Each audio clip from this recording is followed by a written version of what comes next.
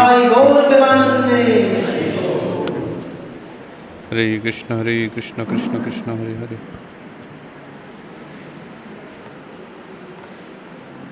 हरे कृष्ण कृष्ण कृष्ण हरे हरे, हरे राम राम राम हरे हरे। ओम ज्ञानतिमिरान्धस्य ज्ञानाञ्जनशलाकया चक्षुरुन्मिलितं येन तस्मै श्रीगुरुवे नमः। श्रीचैतन्यमनोभीष्टं स्थापितं येन भूतले स्वयं रूप कदा मह्यं ददाति स्वपदाङ्कितं। वन्देऽहं श्रीगुरु श्रीयुतः पदकमलं श्रीगुरून् वैष्णवाञ्च श्रीरूपं साग्रजातं सहगण रघुनाथान्वितं तं सजीवं साद्वैतं सावधूतं परिजनसहितं श्रीकृष्णचैतन्यदेवं श्रीराधा कृष्णपादान् सहगण ललिता श्रीविशाखान्वितं च। नमो विष्णुपादाय कृष्णपृष्ठाय भूतले श्रीमते भक्तिवेदांत स्वामिनीति नामिने। नमस्ते सरस्वती देवे गौरवाणी प्रचारिणे निर्विशेष शून्यवादी पाश्चात्यदेशतारिणे। नमो महावदन्याय कृष्ण प्रेम प्रदायते कृष्णाय कृष्ण चैतन्य नामिने गौरतीशे नमः। हे कृष्णा करुणा सिंधु दीनबंधु जगत्पते गोपेश गोपिका कांत श्री राधा कांत नमस्तुते। तप्त कांचन गौरांगी श्री राधे वृंदावनेश्वरी ऋषभानुसुते देवी प्रणमामि हरिप्रिय। वाञ्छा कल्पतरुभ्यश्च कृपा सिन्धुभ्येव च पतितानां पावनेभ्यो वैष्णवेभ्यो नमो नमः। जय श्री कृष्ण चैतन्य प्रभु नित्यानंद श्री अद्वैत गदाधर श्रीवासादि श्री गौरभक्तवृंद। हरे कृष्णा कृष्णा कृष्णा हरे हरे, हरे राम राम राम हरे हरे। हरे कृष्णा। तो रामायण जीवन उपयोगी शिक्षा का ये थर्ड सेशन है। बीच में लास्ट सेशन हमारा सेशन हो नहीं पाया था, इसलिए मैं क्षमा चाहूँगा, क्योंकि पहला सेशन जो हमारा इंट्रोडक्शन गया है और उसके बाद एक सेशन और एक दूसरा, हम 3 सेशन में कंप्लीट करने वाले थे अयोध्या कांड को, लेकिन वो मुश्किल है कंप्लीट करना, क्योंकि हमारा इंट्रोडक्शन में एक सेशन चला गया था, इसलिए उसको 4 सेशन देने पड़ेंगे। बाकी सभी कांड जितने भी सारे हैं उसको हम बराबर 3-3 सेशन में क्या करेंगे, ख़त्म कर सकेंगे। खाली एक इंट्रोडक्शन लेक्चर में काफ़ी सारे बैकग्राउंड बताने में एक लेक्चर चला गया, तो और एक लेक्चर लगेगा। ये फिलहाल थर्ड लेक्चर है, लेकिन आज अयोध्या कांड ख़त्म नहीं होगा, नेक्स्ट सैटरडे डेफिनेटली उसको हम ख़त्म करेंगे। तो आप लोगों का हार्दिक स्वागत है।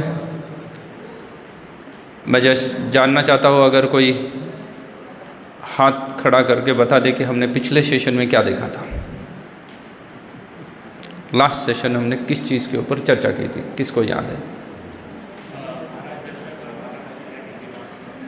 महाराज दशरथ और माता कौशल्या के विवाह की चर्चा की थी। यस माता जी।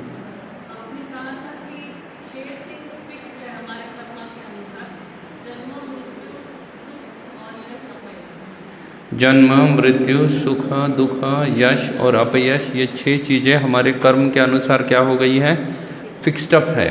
वो हमें उतनी ही मिलेंगी, उसमें क्या नहीं होगा, उसमें बढ़ने वाला नहीं है। वो जो फिक्स्ड होके आया है वो है हमारे पिछले जन्म के कर्म के अनुसार, तो उसमें कोई चेंजेस नहीं आने वाला है, वो फिक्स्ड रहने वाला है। और क्या देखा था? और कोई कुछ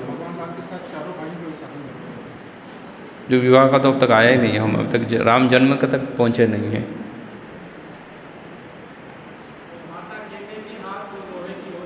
यस, माता कैकेयी को एक विशेष वरदान प्राप्त था, जिसके वजह से उसका वह हाथ क्या हुआ था, समय के अनुसार वज्र के इतना शक्तिशाली हो सकता था, ज़रूरत के अनुसार वज्र के इतना शक्तिशाली होता था। वो विशेष गुण उसको प्राप्त था, वो भी हमने एक देखा था, उस लीला को भी हमने श्रवण किया था। जी माता जी। हाँ, कैकेयी बचपन में बड़ी शरारती थी, इसलिए उसको श्राप के वजह से और बाद में वरदान में परिवर्तित होकर उसका हाथ वैसा हो गया। करेक्ट। और कोई कुछ? यस, उन्होंने लिया नहीं, उन्होंने कहा दशरथ महाराज को, मैं आपसे क्या करूँगी, समय के अनुसार जब समय आएगा तब मैं इस चीज़ को क्या करूँगी, आपसे मांग लूँगी। और दशरथ महाराज उसके लिए क्या हुए थे, तैयार हो गए थे, जो कि दशरथ महाराज की गलती थी।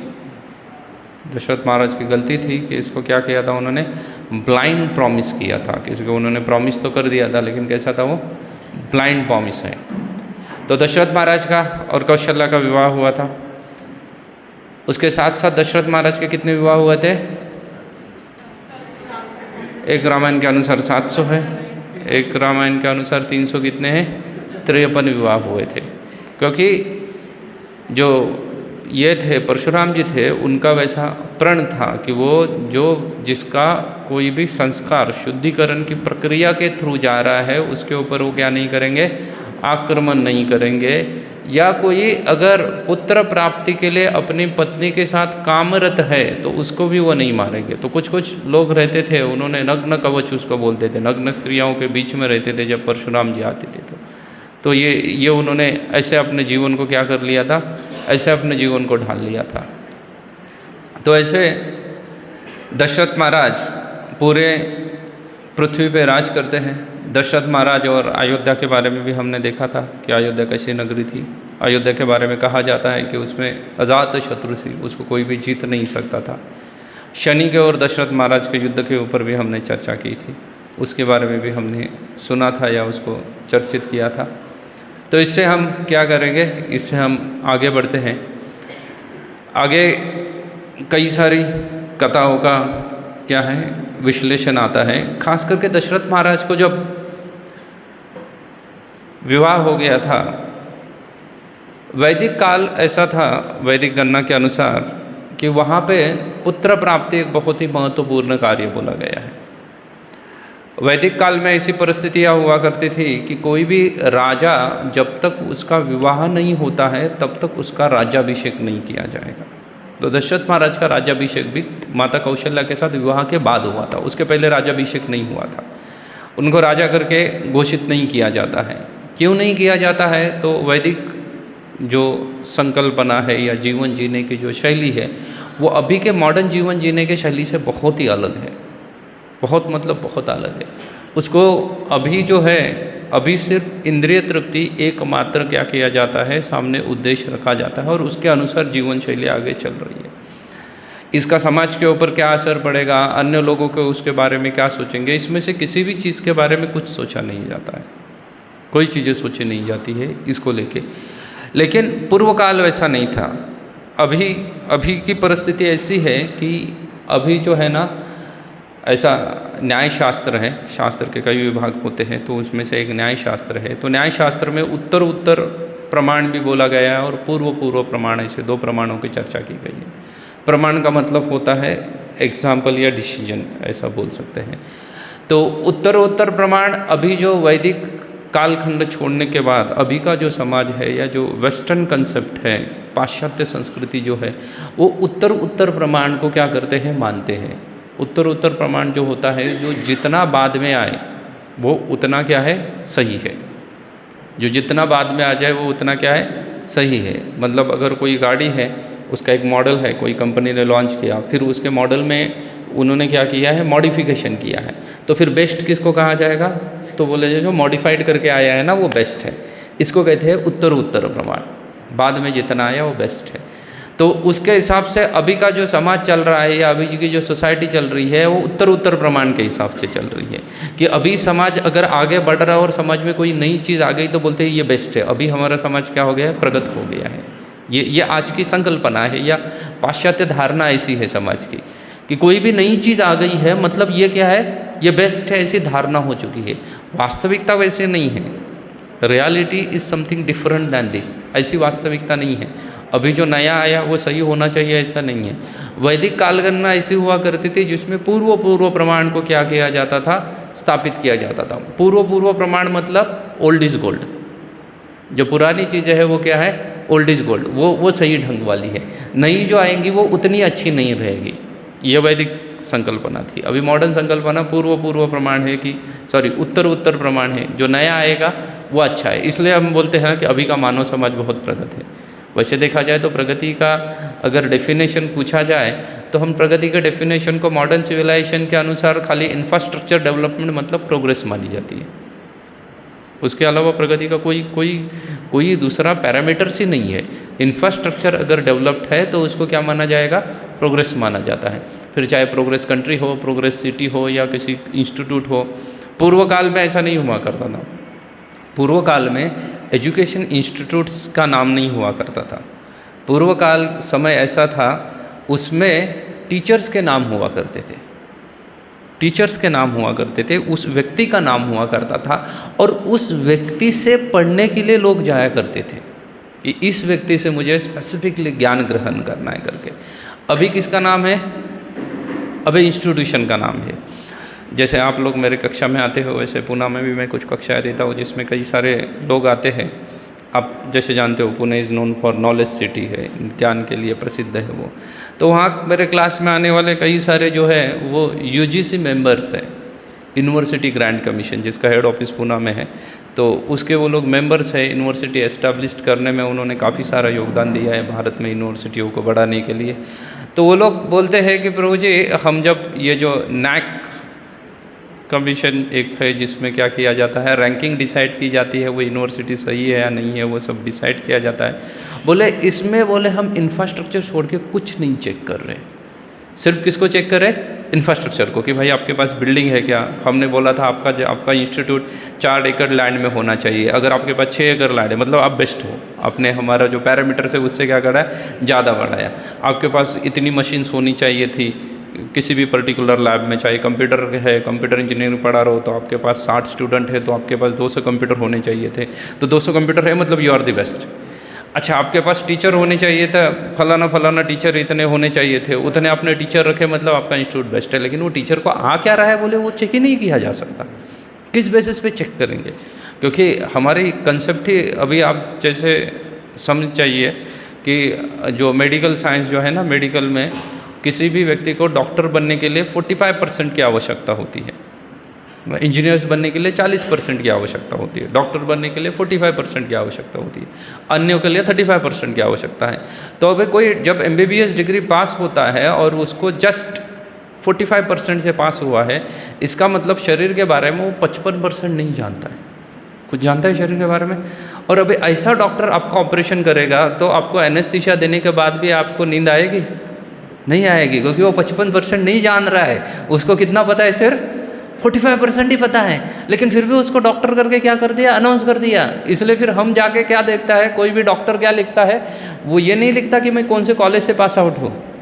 ये इंजीनियरों के साथ होता है। इंजीनियर्स है वो अपना कॉलेज के प्रति बड़ा स्वाभिमान रखते हैं, VRIITians, वो उसका कॉलेज का स्वाभिमान है। डॉक्टर्स का कोई कॉलेज का स्वाभिमान नहीं होता है। डॉक्टर्स क्या बताता है अपना, वो बोलता है 15 साल से प्रैक्टिस कर रहा हूँ मैं, 25 साल से प्रैक्टिस कर रहा हूँ, 30 साल से प्रैक्टिस कर रहा हूँ। मतलब वो आपको ये कहना चाहता है कि तब मैं 45% जानता था, लेकिन 15 साल में बाकी बचा हुआ 55% मैंने क्या कर दिया है, कवर कर दिया है, अभी मैं पूरा जान रहा हूँ करके।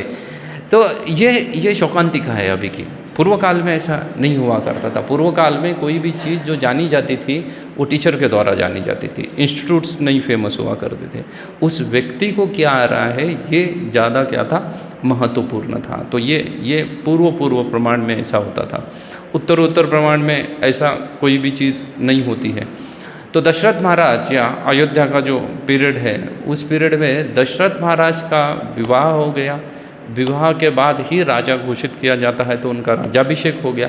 राज्याभिषेक इसलिए होना ज़रूरी था या विवाह होना ज़रूरी था कि जब तक राजा को अपने बच्चे नहीं होते हैं तब तक वो नहीं समझेगा कि प्रजा को अपने पुत्र के समान पालने का मतलब क्या होता है।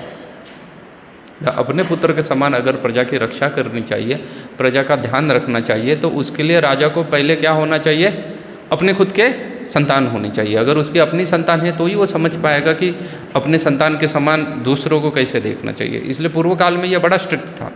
इसलिए आप देखिए पितामह भीष्म का जो समय है, पितामह भीष्म के थोड़ा विषयांतर हो रहा है, हम रामायण से महाभारत में चले गए हैं, लेकिन पितामह भीष्म के जो पिता थे राजा शंतनु, तो शंतनु को एक सत्यवती नामक अन्य स्त्री नहीं, लड़की के साथ उनको क्या हुआ था, विवाह करना था।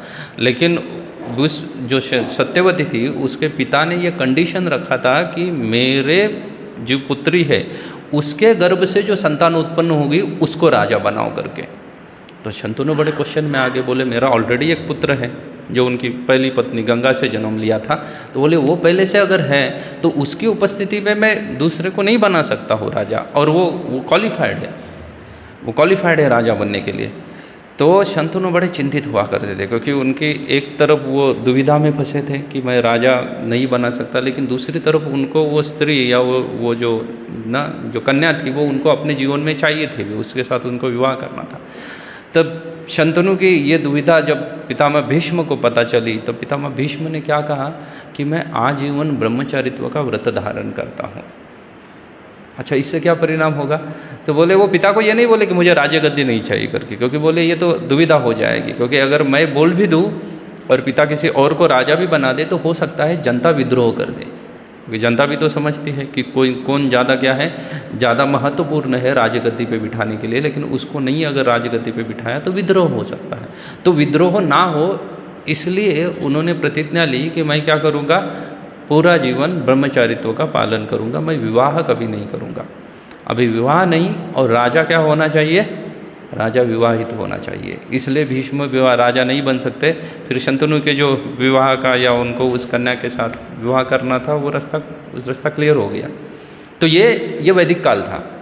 अभी ऐसा नहीं है। अभी क्या है ना, गैरव वस्त्रधारी भी क्या बन सकते हैं, प्राइम मिनिस्टर भी बन सकते हैं, चीफ मिनिस्टर भी बन सकते हैं। अभी की परिस्थिति में भले हो सकता है ये सही भी है ना, क्योंकि जो भी मेरे जैसे प्रो हिंदूज़ है वो बोलेंगे ये सही है, कोई नहीं है वो बोलेंगे नहीं ये सही नहीं है। चल, प्रभुपाद को जो पूछा गया था that you will like to become the president of India, ये क्वेश्चन उनको अमेरिका में पूछा गया था, क्योंकि अमेरिका में प्रेसिडेंट की वैल्यू है, हमारे यहाँ प्रेसिडेंट की कोई वैल्यू नहीं है, हमारे यहाँ प्राइम मिनिस्टर की वैल्यू होती है। तो प्रभुपाद सेड नो, प्रभुपाद बोले आई am a sanyasi, I can not become a president, so what I will like to become a guru of the president. ना प्रेसिडेंट है उसके गुरु बनना मुझे पसंद होगा। तो क्योंकि आप दूसरी ओर देखो, जब चाणक्य पंडित थे तो चाणक्य पंडित चाहते थे तो खुद भी राजा बन सकते थे। अगर वो किसी दूसरे को राजा बना सकता है तो वो व्यक्ति खुद भी राजा बन सकता है, लेकिन वो क्या थे, वो साधु थे, सन्यासी थे, इसलिए उन्होंने राजगद्दी नहीं स्वीकार की। उन्होंने क्या कर दिया, उन्होंने चंद्रगुप्त को खड़ा किया, उसको राजा बना दिया, खुद राजा नहीं बने। ये वैदिक परंपरा थी। इसलिए समय के अनुसार दशरथ महाराज बड़े चिंतित रहते थे, क्या नहीं है मुझे पुत्र नहीं है, क्योंकि राजा जो है उसका जो आगे अपनी जनरेशन या अपना वंश बढ़ाना क्या होता है, ये जिम्मेदारी होती है।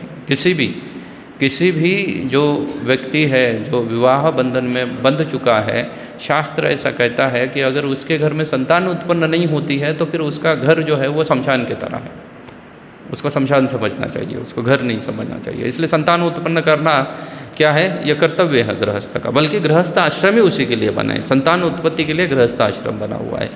इसलिए दशरथ महाराज बड़े चिंतित हुआ करते थे कि मुझे संतान नहीं है। हालांकि इतनी सारी रानियां हैं, 353 लगभग 353 रानियां हैं, लेकिन उसके बाद भी क्या नहीं प्राप्त हुआ है, कोई संतान प्राप्त नहीं हो रही है। इसलिए दशरथ महाराज हमेशा क्या हुआ करते थे, चिंतित हुआ करते थे। और जब ये चिंता उन्होंने क्या की, बहुत बार अपने मंत्रियों को बोल के दिखाई। जब अपने मंत्री को बोल के दिखाई उन्होंने, खास करके वशिष्ठ को बोल के दिखाई, जो उनके मंत्री प्लस गुरु थे, तो वशिष्ठ जी ने उनको सलाह दी कि हे राजन, आपको है ना यज्ञ करना पड़ेगा। कौन सा यज्ञ करना पड़ेगा? तो कहीं जगह पे लिखा है कि आपको राजसूय यज्ञ करना पड़ेगा, कहीं जगह पे लिखा है कि पुत्र कामेष्टि यज्ञ करना पड़ेगा। हालांकि पुत्र कामेष्टि यज्ञ राजसूय यज्ञ का ही एक हिस्सा होता है, क्योंकि राजसूय यज्ञ एक बड़ी संकल्पना है, बिग कंसेप्ट, उसमें कई सारी छोटी छोटी चीज़ें हो सकती हैं। जैसे भारत एक बड़ा देश है, लेकिन छोटे छोटे राज्य इसमें है, और वो हर राज्य इंडिपेंडेंट है, अपना लॉ बना सकता है। वैसे ही उनको पुत्र कामेष्टि यज्ञ की क्या दी गई, सलाह दी गई। और ये सलाह हो सकता था कि पूर्व काल में भी दे सकते थे, लेकिन ये सलाह उन्होंने बहुत लेट दी, जब दशरथ महाराज लगभग बूढ़े हो चुके थे। पुत्र कामेष्टि यज्ञ की सलाह दी। अभी यज्ञ की सलाह उनको क्यों दी, अन्य कोई तरीका भी बताया जा सकता था, लेकिन उनको स्पेसिफिकली क्या दिया है, यज्ञ की सलाह दी कि आपको राजन पुत्र कामेष्टि यज्ञ करना पड़ेगा। जो वशिष्ठ जी थे वो इतने शक्तिशाली थे कि वो अन्य किसी भी तरीके से दशरथ को क्या कर सकते थे, पुत्र प्रदान कर सकते थे, लेकिन उन्होंने नहीं किया है। उसके लिए बहुत ही सुंदर तरीके से इसका विवरण करते हैं वाल्मीकि जी कि उन्होंने पर्टिकुलरली उनको यज्ञ करने के लिए कहा है। क्यों यज्ञ करने के लिए कहा है? तो आप आज की परिस्थितियाँ देखो, आज की जो परिस्थिति है ना, जिसमें हम क्या कह रहे हैं कि बहुत बार क्या हो रहा है ना कि पॉपुलेशन बहुत बढ़ती जा रही है, इसलिए क्या करो, सरकार बोल रही है कि आप बर्थ रेशो क्या करो, घटाओ करके। हम दो हमारे दो थे, अभी हम दो हमारा क्या कर दिया गया है, एक पे आ गया है ना। कुछ कुछ देशों में अलग है, अभी जापान में अलग है। जापान में अगर कोई बर्थ देता है तो उसको पुरस्कृत किया जाता है, हमारे यहाँ पे पुरस्कृत नहीं, पनिशमेंट दी जाएगी। अगर आप क्या कर रहे हो, बर्थ रेशो अगर बढ़ा रहे हो तो आपको पनिशमेंट दी जाएगी। तो समाज में अभी बड़ी चिंता है, सभी लोग चिंतित है कि क्या हो रहा है। पूरे समाज की, सिर्फ भारत की नहीं, अन्य देशों की भी पॉपुलेशन क्या बढ़ती जा रही है, बढ़ती जा रही है। तो सब लोग इसके प्रति बड़ी चिंतित है।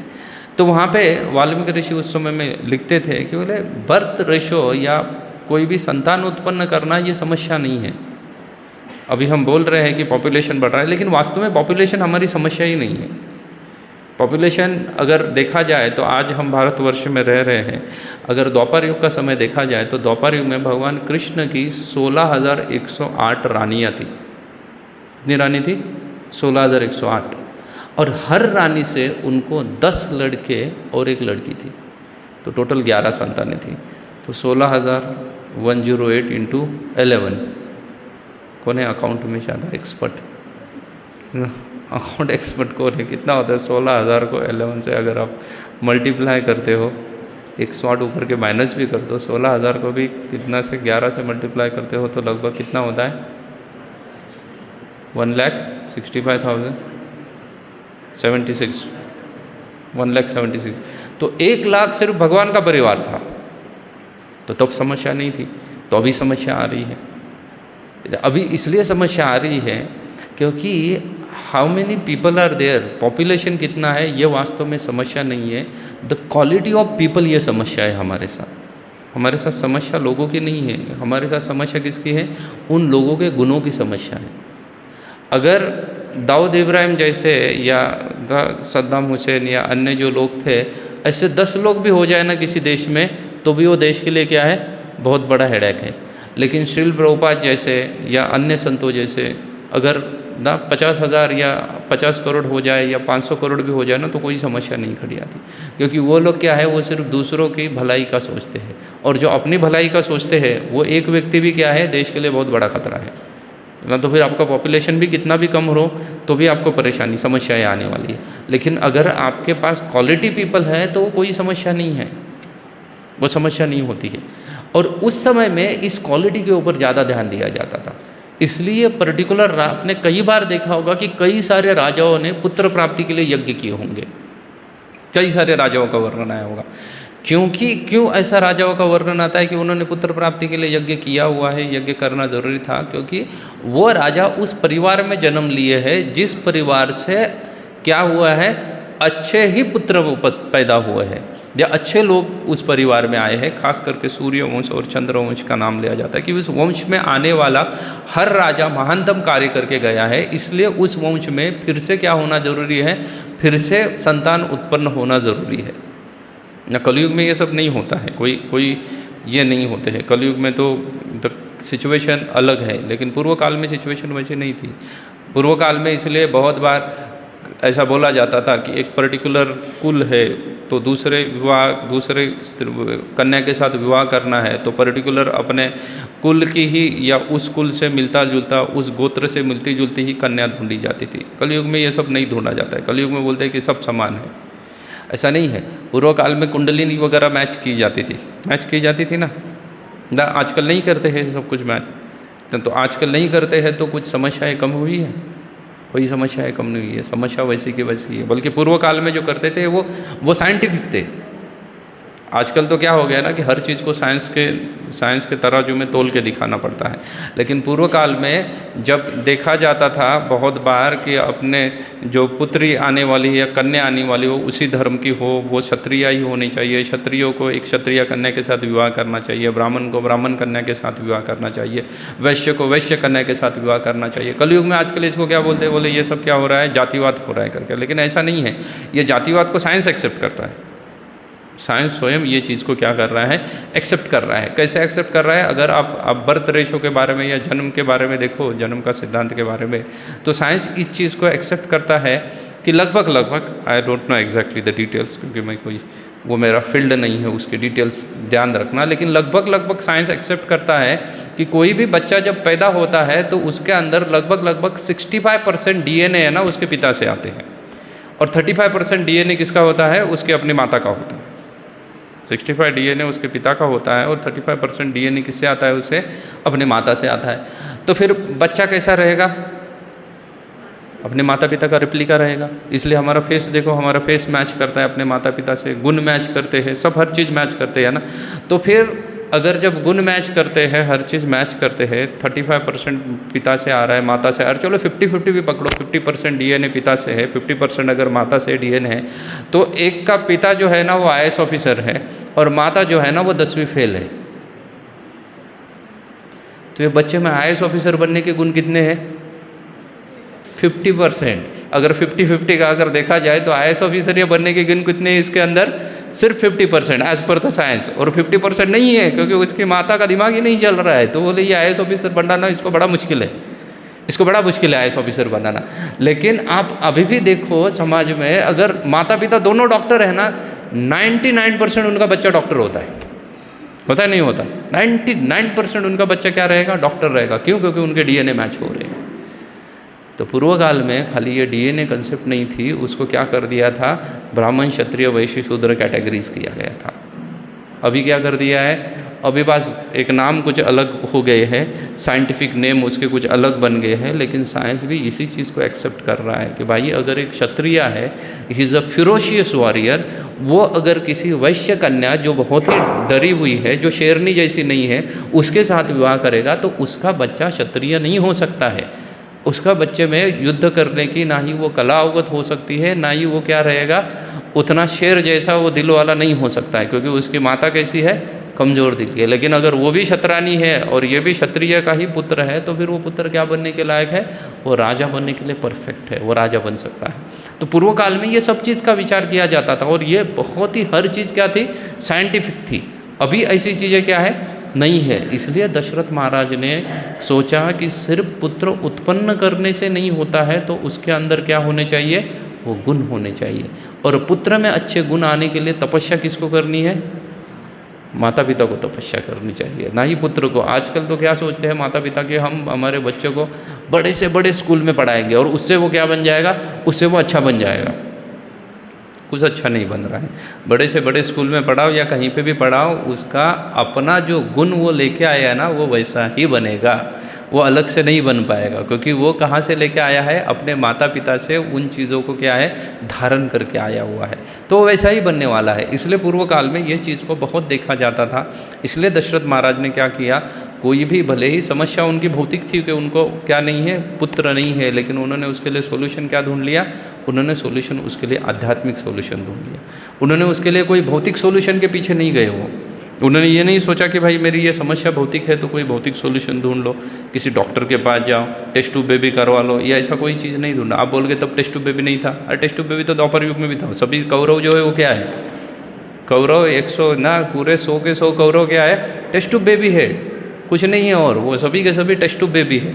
तो टेस्ट ट्यूब बेबी तब भी अवगत था उनको ज्ञान, लेकिन फिर भी उन्होंने पुत्र कामेष्टि यज्ञ के बारे में सोचा। अच्छा, फिर ऋषि ने बताया कि ये पुत्र कामेष्टि यज्ञ बोले कौन करेगा? तो बोले इसके लिए आप ऋषि श्रृंग को लेके आओ।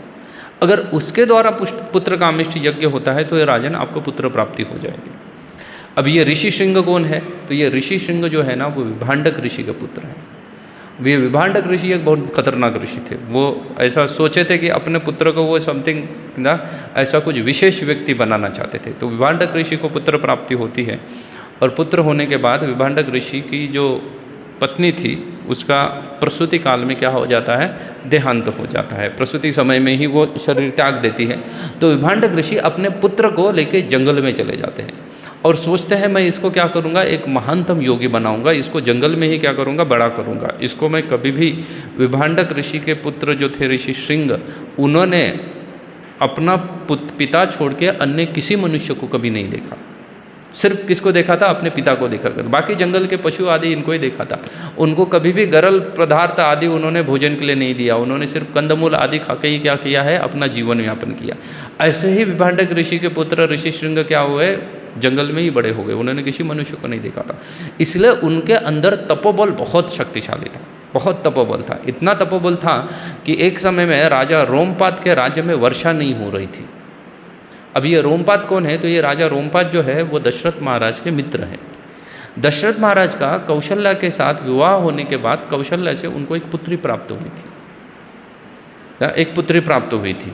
उस पुत्री का उन्होंने क्या कर दिया था? उन्होंने सोचा कि मुझे अन्य पुत्र तो हो ही जाएंगे, लेकिन उनके जो राजा थे रोमपाद, उनको कोई संतान नहीं थी, इसलिए उन्होंने उसको क्या कर दिया था? शांता उसका नाम था, उसको दे दिया था। उसको उन्होंने उसको डोनेट कर दिया था। बोले कि आप इसको क्या करो? अडॉप्ट करो, इसको गोद में ले लो और ये आपकी पुत्री करके आगे बढ़ेगी। तो राजा रोमपाद ने उसको अपने पास रखा था।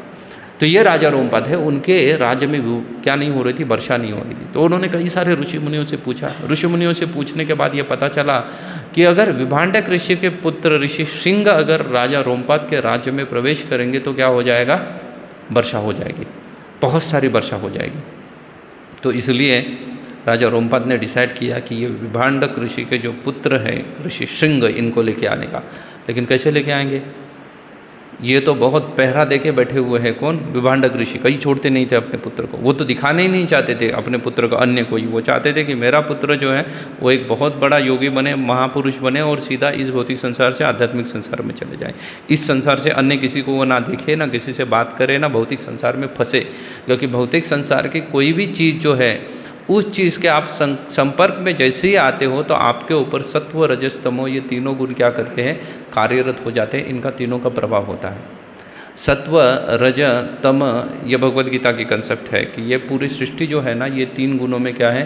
बंधी हुई है, सत्व रज और तम। और सिर्फ जीवों के ऊपर ये कार्य करता है ऐसा नहीं है। सत्व रज और तमो ये तीनों गुण जो है, ये तीनों गुण इवन डेड मैटर के ऊपर भी कार्य करते हैं। सिर्फ व्यक्ति के ऊपर नहीं कार्य करते, बल्कि किसके ऊपर कार्य करते हैं? जो निर्जीव वस्तु है वो भी प्रभावित होती है इससे। इसलिए कहा गया है कि समस्त सृष्टि जो है वो सत्व रजस और तमस गुणों के क्या है? प्रभाव में है। चाहे डेड मैटर हो और चाहे लाइव मैटर हो, कोई जीवात्मा हो या मृतप्राय वस्तु हो, सब सत्व रजस और तमो गुण के अधीन आती है। आप बोलोगे ये कैसे हो सकता है? डेड मैटर भी सत्व रजस तमो गुण के अधीन आता है? तो आता है अधीन। आप देख लेना, मैंने कई बार इस चीज़ को अपने जीवन में अनुभव किया है। जब मैं खुद रेगुलरली हर हफ्ते यहाँ से बम्बई पुणे अप डाउन करता रहता हूँ, तो मैं खुद कार ड्राइव करता हूँ। और मैं जब खुद कार ड्राइव करता हूँ तो मैं जब ऑब्ज़र्व करता हूँ कि मैं जब एक्सप्रेस वे से गुजर रहा होता हूँ तो मेरी गाड़ी ऐसे ना 120-150 के बीच में चलती है। और जब मैं किसी के साथ बैठूँ साइड में और उसकी गाड़ी थोड़ी सी भी 100 के ऊपर जाती है तो मैं उसको बोलता हूँ धीरे चलाओ करके, ना धीरे चलाओ, गाड़ी तेज नहीं चलानी चाहिए। क्या करना चाहिए? गाड़ी धीरे चलानी चाहिए। लेकिन वही अगर मैं खुद गाड़ी चलाऊँ तो मैं ऑब्जर्व करता हूँ कि मैं कभी नीचे नहीं चला रहा हूँ, ना 100 के नीचे, तो it's like next to impossible. मैं घाट भी क्रॉस कर रहा हूँ तो भी 100 की स्पीड से मैं चल सकता हूँ। तो ऐसा हो गया है, आदत सी हो गई है पिछले 4-5 साल से रेगुलर अप डाउन करके। लेकिन कोई दूसरा व्यक्ति साथ में आता है तो मैं उसको बोलता हूँ कि तुम धीरे ड्राइव करो करके, ज़्यादा तेज़ी से मत चलाओ। तो ये क्या है? बाद में मैं सोचने लगा कि ये वो सीट का परिणाम है। मैं ही नहीं, कोई भी वो सीट पे अगर बैठेगा ना, ड्राइविंग सीट पे, तो वो क्या होता है? उसका स्पीड अपने आप बढ़ने लगता है। जब वो चाके भी कंट्रोल नहीं कर सकता है, अपने आप वो स्पीड बढ़ता है। तो ये परिणाम है, वो डेड मैटर का भी क्या है? डेड मैटर का परिणाम है। अगर किसी के पास आप गन दे दो उस व्यक्ति के पास और उसका किसी के साथ झगड़ा हो जाए तो देखो वो क्या करेगा? वो शूट कर सकता है उसको। ये वो गन का परिणाम है। गन के ऊपर क्या है? उसके ऊपर भी रजोगुण का प्रभाव है।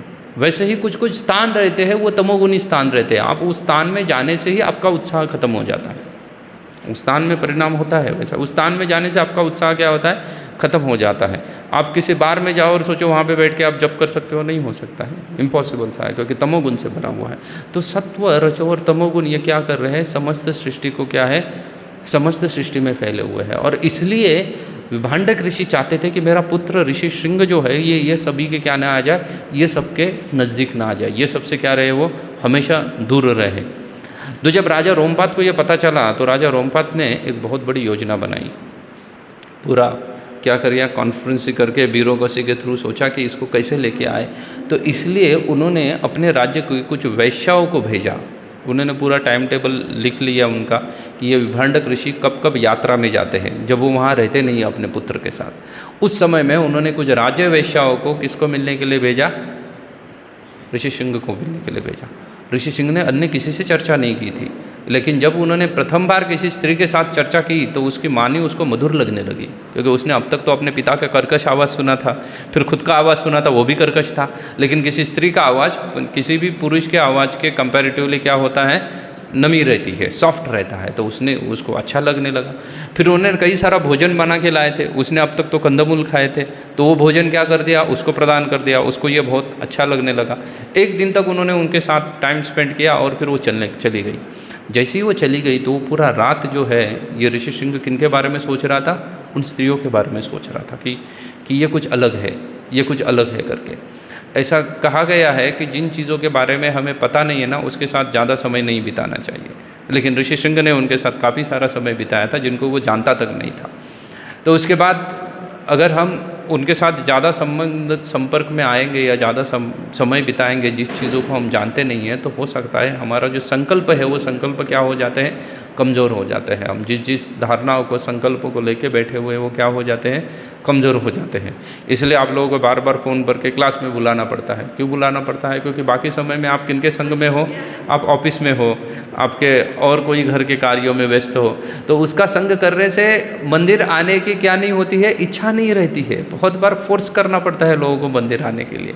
अगर आपका कॉलिंग बंद हुआ जाए ना, बंद किया जाए, 2 क्लास अगर कॉलिंग नहीं होगा ना, तो कितने लोग आएंगे, 20 या 25 लोग आएंगे, तुरंत नंबर घट जाएगा। ये संघ का परिणाम है। तो ऐसे ही विभांडक ऋषि के साथ हुआ। संघ के परिणाम के वजह से वो क्या हो गए, उन स्त्रियों का राह देखने लगे। दूसरे दिन फिर से वो स्त्रियां नौका में चली गई वहाँ पे जहाँ पे ये ऋषि सिंह रहते थे, और उनको उन्होंने कहा कि देखो भाई, 2 बार हम आपको मिलने के लिए आए आपके घर, तो आपको भी एक बार क्या होना पड़ेगा, हमारे घर आना पड़ेगा, तो आप एक बार हमारे घर आ जाओ करके। तो ऐसा घर में बुला के वो उनको लेके गए रोमपाद महाराज के राज्य में। जैसे ही उन्होंने नौका से बाहर आए रोमपाद महाराज के राज्य में, तो घनघोर वर्षा हो गई, बारिश होने लगी। महाराज रोमपाद स्वयं स्वागत के लिए आए ऋषि सिंह के, और उनको कहाँ लेके गए, राजमहल में लेके गए। उन्होंने राजमहल कभी नहीं देखा था। राजमहल में रहने के बाद इतना सख्त ट्रेनिंग के बावजूद भी वो क्या कर दिए, उनको राजमहल से आसक्ति हो गई, वो फिर से जंगल नहीं गए। विभांडक ऋषि तो माता पीट रहे थे वहाँ पे बैठ के, बोले इतना सारा सख्त ट्रेनिंग देने के बाद भी पुत्र क्या बन गया है, वो वहाँ जाके रहने लगा। और रोमपाद ने क्या कर दिया, अपनी पुत्री जो थी शांता के साथ उसका विवाह कर दिया, और फिर वो वहीं रहने लगे। ऋषि सिंह उधर ही वास करने लगे, राजा रोमपाद के नगरी में वास करने लगे। तो ये संघ का परिणाम है। जब तक जहाँ जहाँ हमारी बुद्धि नहीं चलती है ना, वहाँ हमें दूसरों से सलाह लेनी चाहिए। अगर वो अपने पिता का राह देखते थे और उनसे सलाह लेते थे कि भाई मैं इनके घर जाऊँ या ना जाऊँ, तो हो सकता था उनको मना कर देते थे। लेकिन मना ना करने की वजह से क्या हो गया है, अपनी बुद्धि चला ली उन्होंने, और वो क्या बन गए, कहाँ उनके पिता को उनको योगी बनाना था, और ये क्या बन गए, यहाँ पे आके गृहस्थाश्रम में प्रवेश कर दिया। तो लेकिन पूर्व काल में उन्होंने बहुत क्या की थी, कठिन तपस्या की थी, इसलिए उनके पास बहुत बड़ा तपोबल था। इसलिए ऋषि सिंह से पुत्र कामेष्टि यज्ञ करने के बारे में सोच लिया। ऋषि सिंह से पुत्र कामेष्टि यज्ञ करवाया। पुत्र कामेष्टि यज्ञ करने के बाद उस यज्ञ में क्या हुआ, उस यज्ञ से अग्निदेव उत्पन्न हुए, और उन अग्निदेव के पास एक पायस अन्न वो लेके आए थे, हाथ में पायस अन्न लेके आए थे, जो अन्न उन्होंने प्रदान किया महाराज दशरथ को। और दशरथ महाराज को कहा कि ये किस में बांटो, अपनी रानियों को प्रदान करो। अगर आप आपकी रानियों को इसको प्रदान करोगे तो समय के अनुसार वो क्या हो जाएंगी, वो गर्भ धारणा कर लेगी, और क्या प्राप्त हो जाएगा, आपको पुत्र प्राप्त हो जाएगा। तो वाल्मीकि जी यहीं पे रुक जाते हैं कि वो पात्र या खीर प्रदान करते हैं, वो बांटी जाती है, उसके डिटेल में नहीं जाते वाल्मीकि जी ज़्यादा। वो तुरंत अपना जो कैमरा है ना, वो दूसरी जगह घुमाते हैं, दूसरे एंगल से दिखाते हैं। दूसरे एंगल से दिखाते बोलते हैं, लंका नामक एक नगरी हुआ करती थी। लंका नामक एक नगरी हुआ करती थी, जो नगरी पूरी किससे बनी हुई थी, वो पूरी की पूरी सोने से बनी हुई थी। अब ये लंका सोने से कैसी बन गई ना, सोने से कैसे हुई थी, तो उसके लिए वो एक कथा वाल्मीकि जी बताते हैं कि ये लंका सोने से कहाँ हुई। तो बोले एक समय की बात है, सर्पों के राजा है वासुकी ना, सर्प जो है उनके राजा कौन है, वासुकी जी, सभी सर्पों के राजा है। और उन सर्पों के राजा वासुकी है, उनका और वायुदेव जो वायु के देवता है उनका क्या लग गया। उन्होंने सोचा कि कुछ काम नहीं है दोनों को, ना उनको काम था कुछ, ना किसको काम था, वायुदेव को काम था। तो वो जब उनके ऐसे ही एक जगह पे वो मिले तो वो क्या करने लगे, अपने अपनी शक्ति का बखान करने लगे। लोगों को ऐसी आदत रहती है बहुत बार, कुछ लोगों को ऐसी आदत रहती है कि वो क्या करते हैं, अपनी खुद की बड़ाई करने की बहुत आदत रहती है कि किसी से भी मिले तो बोलो मैंने ये किया वो किया, मैं यहाँ काम कर रहा हूँ वहाँ काम कर रहा हूँ, मेरे बच्चे इतना पढ़े लिखे हैं, ऐसी बहुत सारी चीज़ें क्या करते हैं, बताते रहते हैं। तो ऐसे ही क्या कर दिया इन दोनों ने, जब उनकी मुलाकात हुई वासुकी की और किसकी, वायुदेव की, तो उन्होंने सोचा, वो दोनों अपने अपने शक्ति का बखान करने लगे। बोले क्या है, मैं बोले अभी इतने सालों से जिम जा रहा हूँ, बोले देखो बाइसेप ट्राइसेप पूरा मेरा क्या हो चुका है, बहुत शक्तिशाली बन गया हूँ मैं। वायु ने कहा। वासुकी क्या बोले ये कौन सी बड़ी शक्ति है, बोले मेरे सामने तुम क्या हो, कुछ नहीं हो। तो बोले अच्छा, तो बोले चलो तो क्या करते हैं, आजमा लेते हैं अपनी शक्ति को। अभी शक्ति के लिए आजमाने के लिए बोले कहाँ जाएंगे, तो तब कोई अखाड़ा तो हुआ नहीं करता था कि कुश्ती खेलेंगे करके और देखेंगे कि कौन शक्तिशाली है। तो ये अखाड़े हुआ भी करते थे, तो लेकिन उन्होंने वो स्थान नहीं निश्चित किया। बोले शक्ति तो आजमानी है दोनों की, कौन ज़्यादा शक्तिशाली है, लेकिन बोले ये क्या करेंगे, हम ये अलग तरीके से इसको आजमाएंगे। कैसे अलग तरीके से देखेंगे, तो उन्होंने सोच लिया, क्योंकि वायु है ना, वायु की शक्ति है कि वो किसी भी चीज़ को बहा के लेके जा सकती है। ऐसा कहा जाता है कि जितने सारे देवता है, विशेष देवता, विशेष देवताओं में भी कैटेगरीज होती है, सत्वगुणी देवता होते हैं, रजोगुणी देवता होते हैं, तमोगुणी देवता होते हैं। उसके साथ साथ उन देवताओं को देवता कहा जाता है जो इंद्र के अधीन होते हैं, उनको देवता कहा जाता है। कुछ देवता होते हैं जो इंद्र के अधीनस्थ नहीं होते हैं, वो इंद्र के शक्ति के परे होते हैं, वो इंद्र के अधीनस्थ नहीं है। जो स्वर्ग लोक तक रहते हैं उनको देवता कहा जाता है, स्वर्ग के ऊपर वालों को देवता नहीं कहा जाता है, और ना ही वो इंद्र के अधीनस्थ आते हैं। जैसे शिव जी है, ब्रह्मा है, गणेश है, ये इंद्र के अधीन नहीं है, इंद्र के कंट्रोल में नहीं है, इंद्र का इनके ऊपर किसी भी प्रकार का कोई कंट्रोल नहीं आता है। लेकिन ये छोड़ के अन्य जो देवता है वो किनके अधीनस्थ होते हैं, इंद्र के अधीनस्थ होते हैं।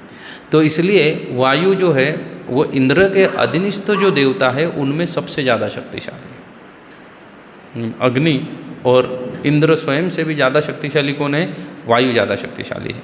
तो वायुदेव कहते हैं कि ऐसे संसार में कोई चीज़ नहीं है जिसको मैं बहा के या उड़ा के नहीं लेके जा सकता हूँ। बोले हर चीज़ को मैं उड़ा सकता हूँ ना, हर चीज़ को मैं उड़ा के लेके जा सकता हूँ, हर चीज़ को मैं क्या कर सकता हूँ, बहा के लेके जा सकता हूँ। वायु कहते हैं कि ये मेरी क्या है, इतनी मेरी शक्ति है, ये मेरी शक्ति है। तो वासुकी जी कहते हैं भाई ऐसा तो नहीं हो सकता। बोले अरे अगर मैं किसी चीज़ के ऊपर अपनी पूंछ भी रखूँ ना तो तुम उसको हिला तक नहीं सकते, उड़ा के लेके जाना तो बहुत दूर की बात है। वो अपना क्या आ गया, अहंकार बढ़ने लगा। देखो शक्ति जो है ना वो व्यक्ति का अहंकार बढ़ाती है। जितने ज़्यादा लोग शक्तिशाली बनते हैं उतना उनका क्या बढ़ते जाता है, अहंकार बढ़ते जाता है, जब तक वो किसी गुरु के सानिध्य में नहीं रहते। अगर व्यक्ति गुरु के सानिध्य में रहता है तो वो शक्तिशाली भी बन जाए ना तो उसका अहंकार नहीं बढ़ेगा, उसका अहंकार नहीं बढ़ता है। इसलिए अब अर्जुन को देखना, अर्जुन भगवान कृष्ण के संपर्क में थे, इसलिए शक्तिशाली होने के बावजूद भी उनका अहंकार नहीं बढ़ा था ना। पितामह भीष्म भी बहुत शक्तिशाली थे लेकिन उनका भी कभी अहंकार नहीं बढ़ा था। लेकिन यहाँ पे इन दोनों का क्या बढ़ने लगा है, अहंकार बढ़ने लगा है। शक्ति जो है वो व्यक्ति का अहंकार बढ़ाएगी बढ़ाएगी, चाहे फिर वो कौन सी भी हो, चाहे शारीरिक बल हो, चाहे बौद्धिक बल हो, चाहे सौंदर्य हो, चाहे धन का बल हो, किसी भी तरीके का बल अगर व्यक्ति को प्राप्त हो जाता है तो वो व्यक्ति का क्या बढ़ा देता है, अहंकार बढ़ा देता है। व्यक्ति का अहंकार बढ़ने लगता है, वो किसी से कुछ सुनने के लिए तैयार नहीं होता है क्योंकि उसका अहंकार बहुत बढ़ गया है।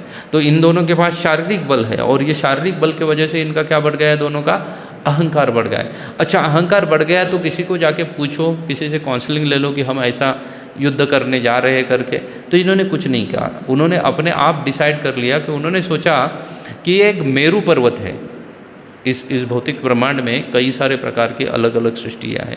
बहुत सारी ऐसी सृष्टि है जिसके बारे में हम कुछ भी नहीं जानते हैं। हम तो हमारे पृथ्वी के बारे में भी ढंग से नहीं जानते हैं। पृथ्वी के बारे में भी कई सारी चीज़ें हैं जिसके बारे में हम क्या है, हम अज्ञान से घिरे हुए हैं। तो फिर ब्रह्मांड में कई सारी चीज़ें हैं, उसके बारे में जानना तो बहुत डिफिकल्ट सी चीज़ है।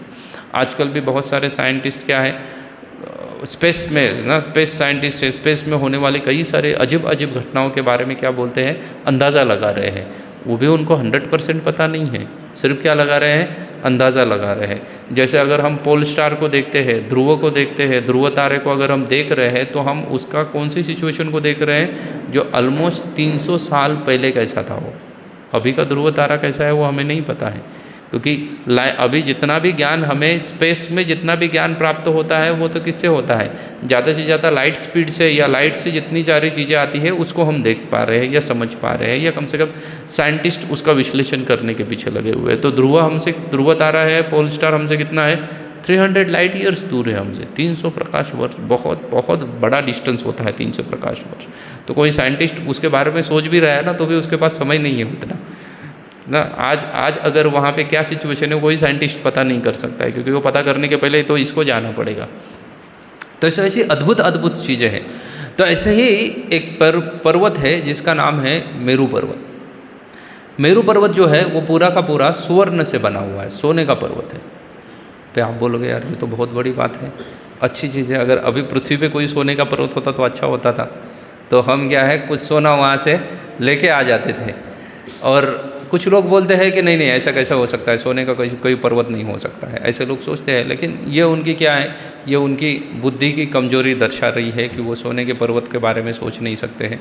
सोने के पर्वत तो हमारे धरती पे भी है, ऐसा कोई ये नहीं कि सोने का पर्वत कहीं धरती पे नहीं है करके, या अन्य जगह पे ही सोने के पर्वत है। हमारे पास भी सोने के पर्वत है, खाली डिफरेंस इतना है कि हम उसको समझ नहीं पा रहे। अगर आप अभी भी देखो जितना भी सारा सोना निकाला जाता है वो कहाँ से निकाला जाता है, कहीं पे तो माइनिंग किया जाता है, कहीं से तो माइनिंग करके ही सोना निकाला जा रहा है। कोई ऐसा फैक्ट्री में तो सोना बनता नहीं है। ट्राई तो बहुत कर रहे हैं फैक्ट्री में सोना बनाने का, लेकिन अब तक तो सक्सेस नहीं आया है किसी भी वैज्ञानिक को कि फैक्ट्री में सोना बनाया जाए, किसी लैब में सोना बनाया जाए। उसका केमिकल कॉम्बिनेशंस और उसका टेम्परेचर वगैरह सब प्रयास तो चल रहा है, लेकिन नहीं हो रहा है। तो फिर सोना मिल कहाँ रहा है,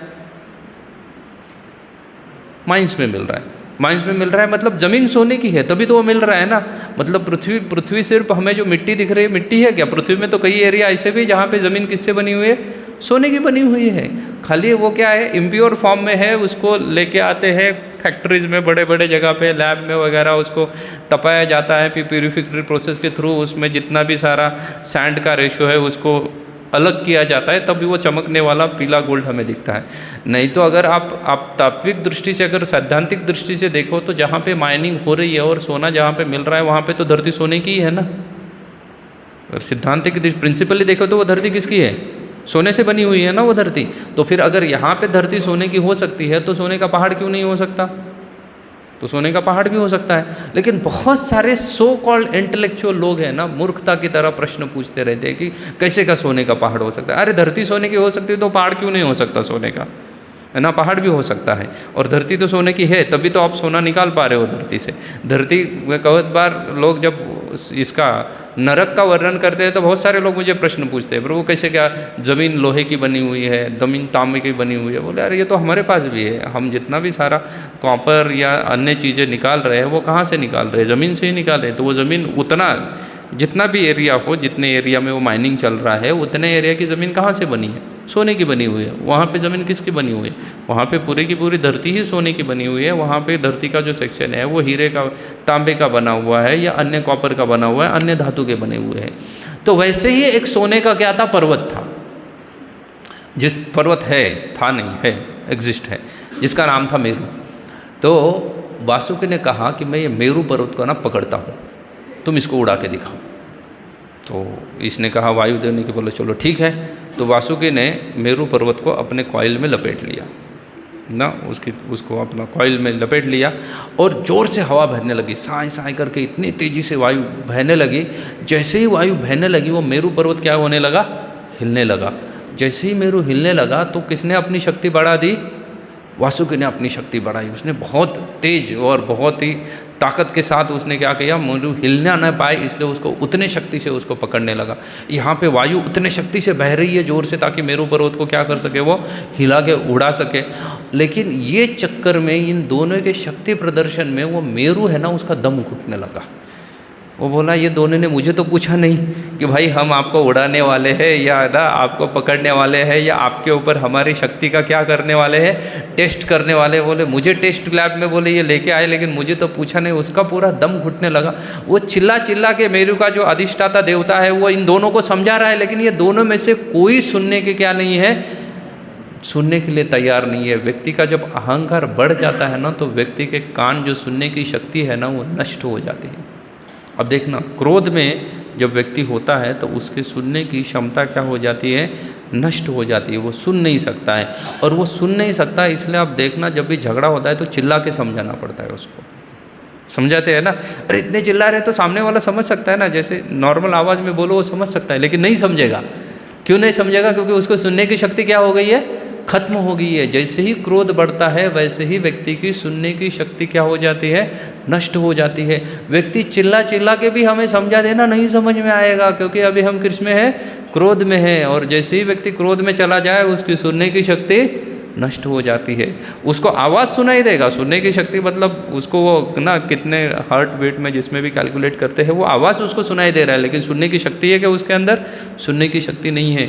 इसलिए क्या करना पड़ता है, उसको चिल्ला चिल्ला के बोलते हैं। देखो, क्रोधित व्यक्ति जब भी होता है दूसरे को भी चिल्ला के बताता है, क्योंकि उसके खुद की सुनने की शक्ति नष्ट हो गई है, लेकिन सामने वाले की तो है, लेकिन फिर भी वो क्रोध में आ गया, उसकी शक्ति सुनने की हो गई, इसलिए उसको अपना आवाज़ भी नहीं सुनाई दे रहा है।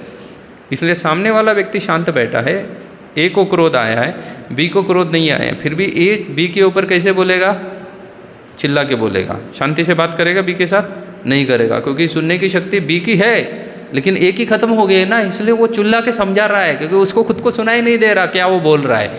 तो वो चिल्ला किसके ला रहा है, उसको समझाने के लिए नहीं, खुद के लिए वो चिल्ला रहा है, उसकी सुनने की शक्ति नष्ट हो गई है। वैसे ही इन दोनों की सुनने की शक्ति नष्ट हो गई थी। तो मेरू ने देखा कि भाई ये दोनों तो सुनने वाले हैं नहीं, और जान किसकी जा रही है, बोले जान तो मेरी जा रही है, इन दोनों के बीच में मैं फंस गया हूँ। इसलिए उन्होंने ब्रह्मदेव से प्रार्थना की। तो ब्रह्मदेव प्रकट हो गए वहाँ पे। उन्होंने जैसे ही ब्रह्मा प्रकट हो गए तो ये दोनों शांत हो गए, क्योंकि उनको समझ में आया ब्रह्मा तो हम दोनों से कई गुना ज़्यादा शक्तिशाली है, इनके सामने अपना शक्ति प्रदर्शन करके कोई फायदा नहीं है, क्योंकि उन्होंने समस्त सृष्टि की रचना की हुई है। Brahma is the secondary creator बोला जाता है, मूल क्रिएटर तो भगवान स्वयं है, लेकिन ब्रह्मा जी भी क्या है, उनके साथ साथ सेकेंडरी क्रिएटर है, और उन्होंने ही पूरी सृष्टि की रचना की है। इसलिए क्या नहीं किया जा सकता है, इनके सामने शक्ति नहीं दिखानी चाहिए। तो ब्रह्मा जी ने दोनों को काउंसलिंग किया, उनको समझाया, बोले तुम दोनों से भगवान कई गुना ज़्यादा शक्तिशाली है, तुम्हारी शक्ति कुछ नहीं है। तो वो मेरू पर्वत को जो कॉइल में लपेटा हुआ था वो वासुकी ने छोड़ दिया। तो वो जब बंधा हुआ था ना कॉइल में, तो मेरू पर्वत का एक टुकड़ा, छोटा टुकड़ा टूट के नीचे गिर गया। नीचे आके वो पृथ्वी पे ऊपर गिरा, और पृथ्वी पे ऊपर वो जहाँ पे गिरा उसका नाम बढ़ गया त्रिकुट पर्वत। तो इसलिए वो त्रिकुट पर्वत भी कहा था, वो कहा जाता है कि वो सोने का हुआ करता था। इसलिए इस त्रिकुट पर्वत के ऊपर ब्रह्मा जी ने विश्वकर्मा को कहा कि ये सोने का पर्वत है, इसलिए उस सुवर्ण से तुम यहाँ पे एक सोने की नगरी बना दो, और वो नगरी का नाम है लंका। इसलिए लंका सोने की थी, क्योंकि वो जो वहाँ की जो ज़मीनी है वो सब कुछ सोने का है। अभी नहीं है शायद, अभी तो बहुत मुश्किल है, क्योंकि रामायण में जो घटनाएं घटित हुई थी वो लंका, और अभी हम जिसको लंका कह रहे हैं ये भी ढूंढना बड़ा मुश्किल सा कार्य है। वो मैच नहीं करता है, भले बोले कि यही वो लंका है, लेकिन वो मैच नहीं कर रहे हैं उसका तभी के जोग्राफिकल सिचुएशन और अभी के जोग्राफिकल की सिचुएशन में। तो लंका इसलिए पूरी सोने की बनी थी। उसको ब्रह्मा जी ने कुबेर को दे दिया था। पिश्रवा नामक ऋषि थे, उनके पुत्र थे कुबेर, उनको क्या बनाया गया, देवताओं का फाइनेंस मिनिस्टर बनाया गया। खजाना बहुत है कुबेर के पास, लेकिन कुबेर को रहने के लिए जगह नहीं थी, इसलिए उनको क्या प्रदान किया गया, लंका प्रदान की गई। इस लंका में कुबेर रहा करते थे, वो है लंका। वो लंका प्रकट हो गई। अभी ये विश्रवा के इतना शक्तिशाली पुत्र जो कि मनुष्य होने के बावजूद भी उसको क्या बना दिया गया, वो किसके लिए पात्र हो गया, वो पात्र हो गया कुबेर बनने के लिए, देवताओं का फाइनेंस मिनिस्टर बनने के लिए पात्र हो गया। इसलिए माली नामक एक राक्षस, माली, सुमाली और माल्यवान, ये तीनों भाई राक्षस है। ये राक्षस होने के बावजूद भी ये देवताओं को कभी हरा नहीं पाते थे युद्ध में। देवताओं के साथ युद्ध तो करने जाते थे, लेकिन बहुत बार क्या होते थे, ये हार जाते थे। एक रामायण के अनुसार कहा जाता है कि इसमें से सुमाली और माल्यवान जो है उसका वध दशरथ महाराज के यहाँ तो हुआ था, दशरथ महाराज ने उनका वध किया था। इसलिए रावण को जब याद आता है, जब सीता हरण के समय में उसको माँ उसको बताती है कि ये जो दशरथ का पुत्र है राम, तो ये दशरथ के हाथों ही तुम्हारे नाना श्री जो है उनका सबका वध हुआ है। तो ये माली जो है वो अपनी पुत्री केकसी को कहता है कि क्या करना है, अगर हमें राक्षसों का विजय प्राप्त करना है तो हमें क्या किसकी आवश्यकता है, एक शक्तिशाली पुत्र की आवश्यकता है। देखो उन्होंने भी क्या कहा है, उन्होंने भी वैदिक प्रमाण को अपनाया। उन्होंने ये नहीं बोला कि किसी अच्छे स्कूल में भेजेंगे, तुम्हारे बच्चों को किसी अच्छे स्कूल में भेजेंगे और वहाँ से वो शक्तिशाली बनेगा। नहीं, बोले उसके लिए किसकी आवश्यकता है? पहले तो एक शक्तिशाली पिता की आवश्यकता है। अगर एक शक्तिशाली पिता का वीर्य अगर प्राप्त हो जाए तो ही पुत्र क्या बनेगा? शक्तिशाली बनेगा। देखो उस समय में राक्षस भी ये चीज़ को जानते थे, आजकल तो मनुष्य भी ये चीज़ को नहीं समझ रहे, उस समय राक्षस तक ये चीज़ को मानते थे। तो इसलिए उन्होंने अपनी पुत्री केकसी का विवाह किसके साथ किया? ऋषि विश्रवा के साथ किया। और उससे उसको 3 पुत्र और 4 पुत्रियां प्राप्त हुई। उसमें से प्रथम था रावण, द्वितीय कुंभकर्ण और तृतीय कौन था? विभीषण। और एक पुत्री हुई जिसका नाम रखा गया शूर्पणखा। अब ये रावण का जो नाम है, रावण वो उसको बाद में मिला है, पहले नहीं था। पहले उसका नाम दशानंद रखा हुआ था, जिसका मतलब होता है जो 10 दिशाओं को आनंद से भर दे उसको दशानंद कहा जाता है। ऋषि है ना, तो ऋषि क्या कहेंगे? अपने पुत्र के बारे में यही सोचेगा ना कि सब जगह वो क्या करेगा? आनंद से सब जगह को भर देगा, इसलिए उन्होंने दशानंद दिया।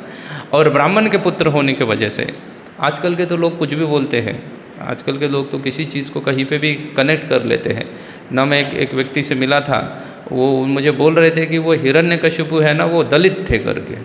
मैं बोला भाई कौन से एंगल से हिरण्यकशिपु दलित था करके। आई एम सॉरी, मुझे ऐसा किसी के साथ कोई ना जातिवाद में नहीं फंसना है। लेकिन वो बोले वो आप गाते हो ना नरसिंह चित आरती, बोले उसमें लिखा है ना दलिता हिरण्यकशिपु करके।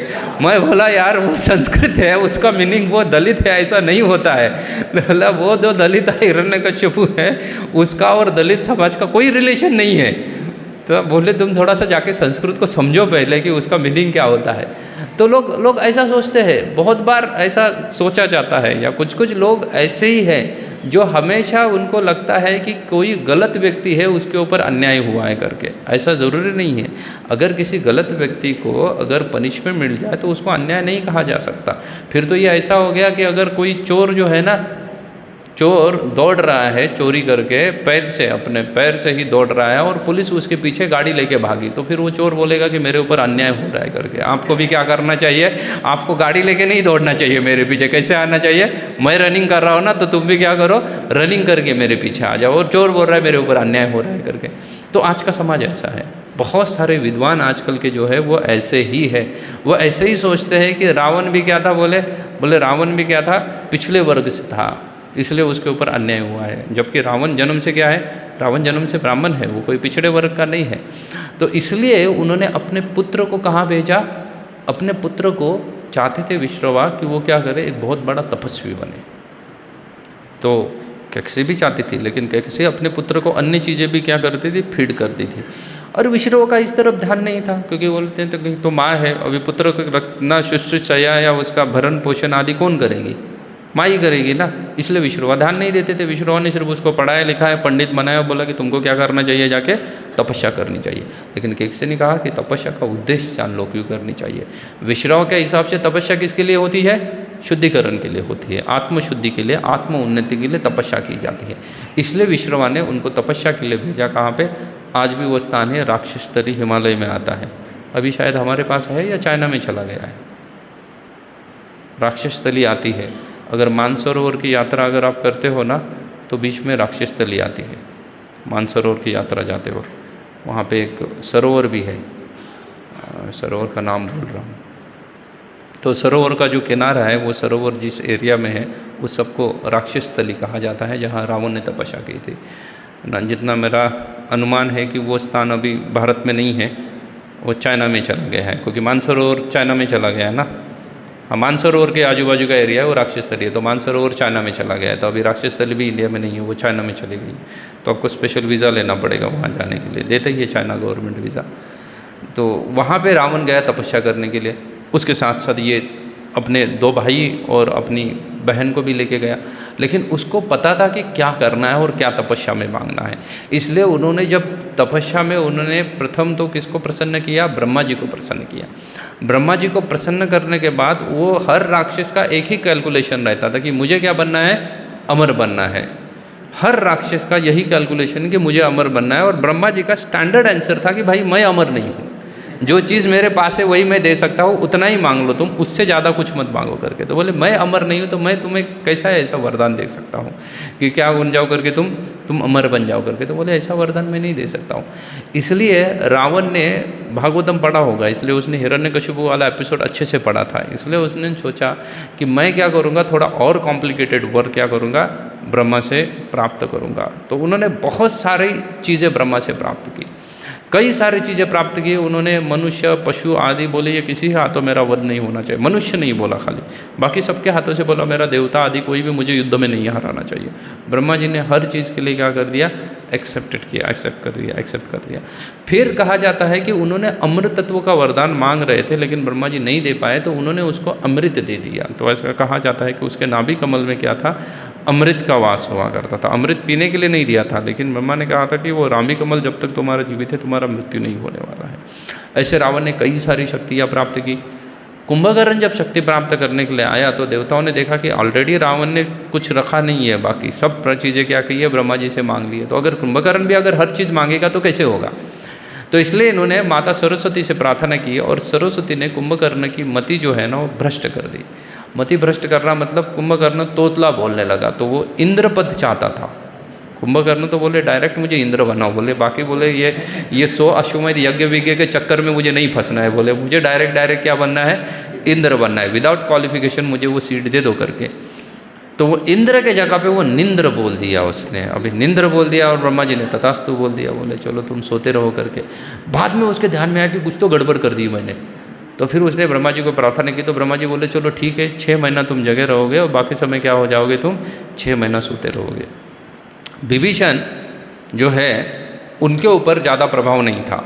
किनका प्रभाव नहीं था, ये माता का प्रभाव नहीं था। विभीषण के हालांकि एक पास्ट हिस्ट्री भी बताई जाती है कि ये पास्ट हिस्ट्री में वो भक्त हुआ करते थे, लेकिन कुछ अपराध की वजह से उनको राक्षस कुल में जन्म लेना पड़ा, इसलिए वो पास्ट हिस्ट्री में भक्त थे। इसलिए उनका क्या था, उनका माइंडसेट या उनकी इच्छाएं भी वैसी थी, तो उन्होंने भक्ति मांग ली। और इसने कुछ मायावी शक्तियाँ मांग ली, किसने, शूर्पणखा ने। इसलिए ये सभी मायावी शक्ति मांग ली। जैसे ही ये सभी के सभी शक्तिशाली बन गए, वैसे ही रावण क्या करने लगा, यहाँ वहाँ विचरण करके हर किसी को युद्ध में क्या करने लगा, परास्त करने लगा। वो शक्ति जैसे ही व्यक्ति को प्राप्त हो जाएगी ना, उसका क्या बढ़ेगा, उसका अहंकार बढ़ेगा ही बढ़ेगा। चाहे वो शारीरिक बल हो, मानसिक बल हो, आध्यात्मिक बल हो, या किसी के पास ज्ञान हो, किसी के पास धन हो, उसका अहंकार बढ़ने वाला है। वैसे ही रावण का अहंकार बढ़ा हुआ था और हर जगह वो विचरण करके क्या कर रहा था, चीज़ों को नष्ट कर रहा था। तो एक समय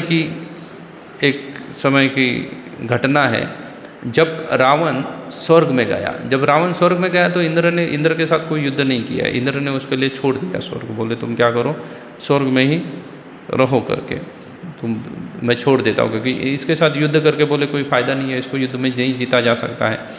तो जब उन्होंने स्वर्ग में गए थे तब की बात है, वहाँ पे रंभा नामक अप्सरा के साथ उनकी मुलाकात होती है।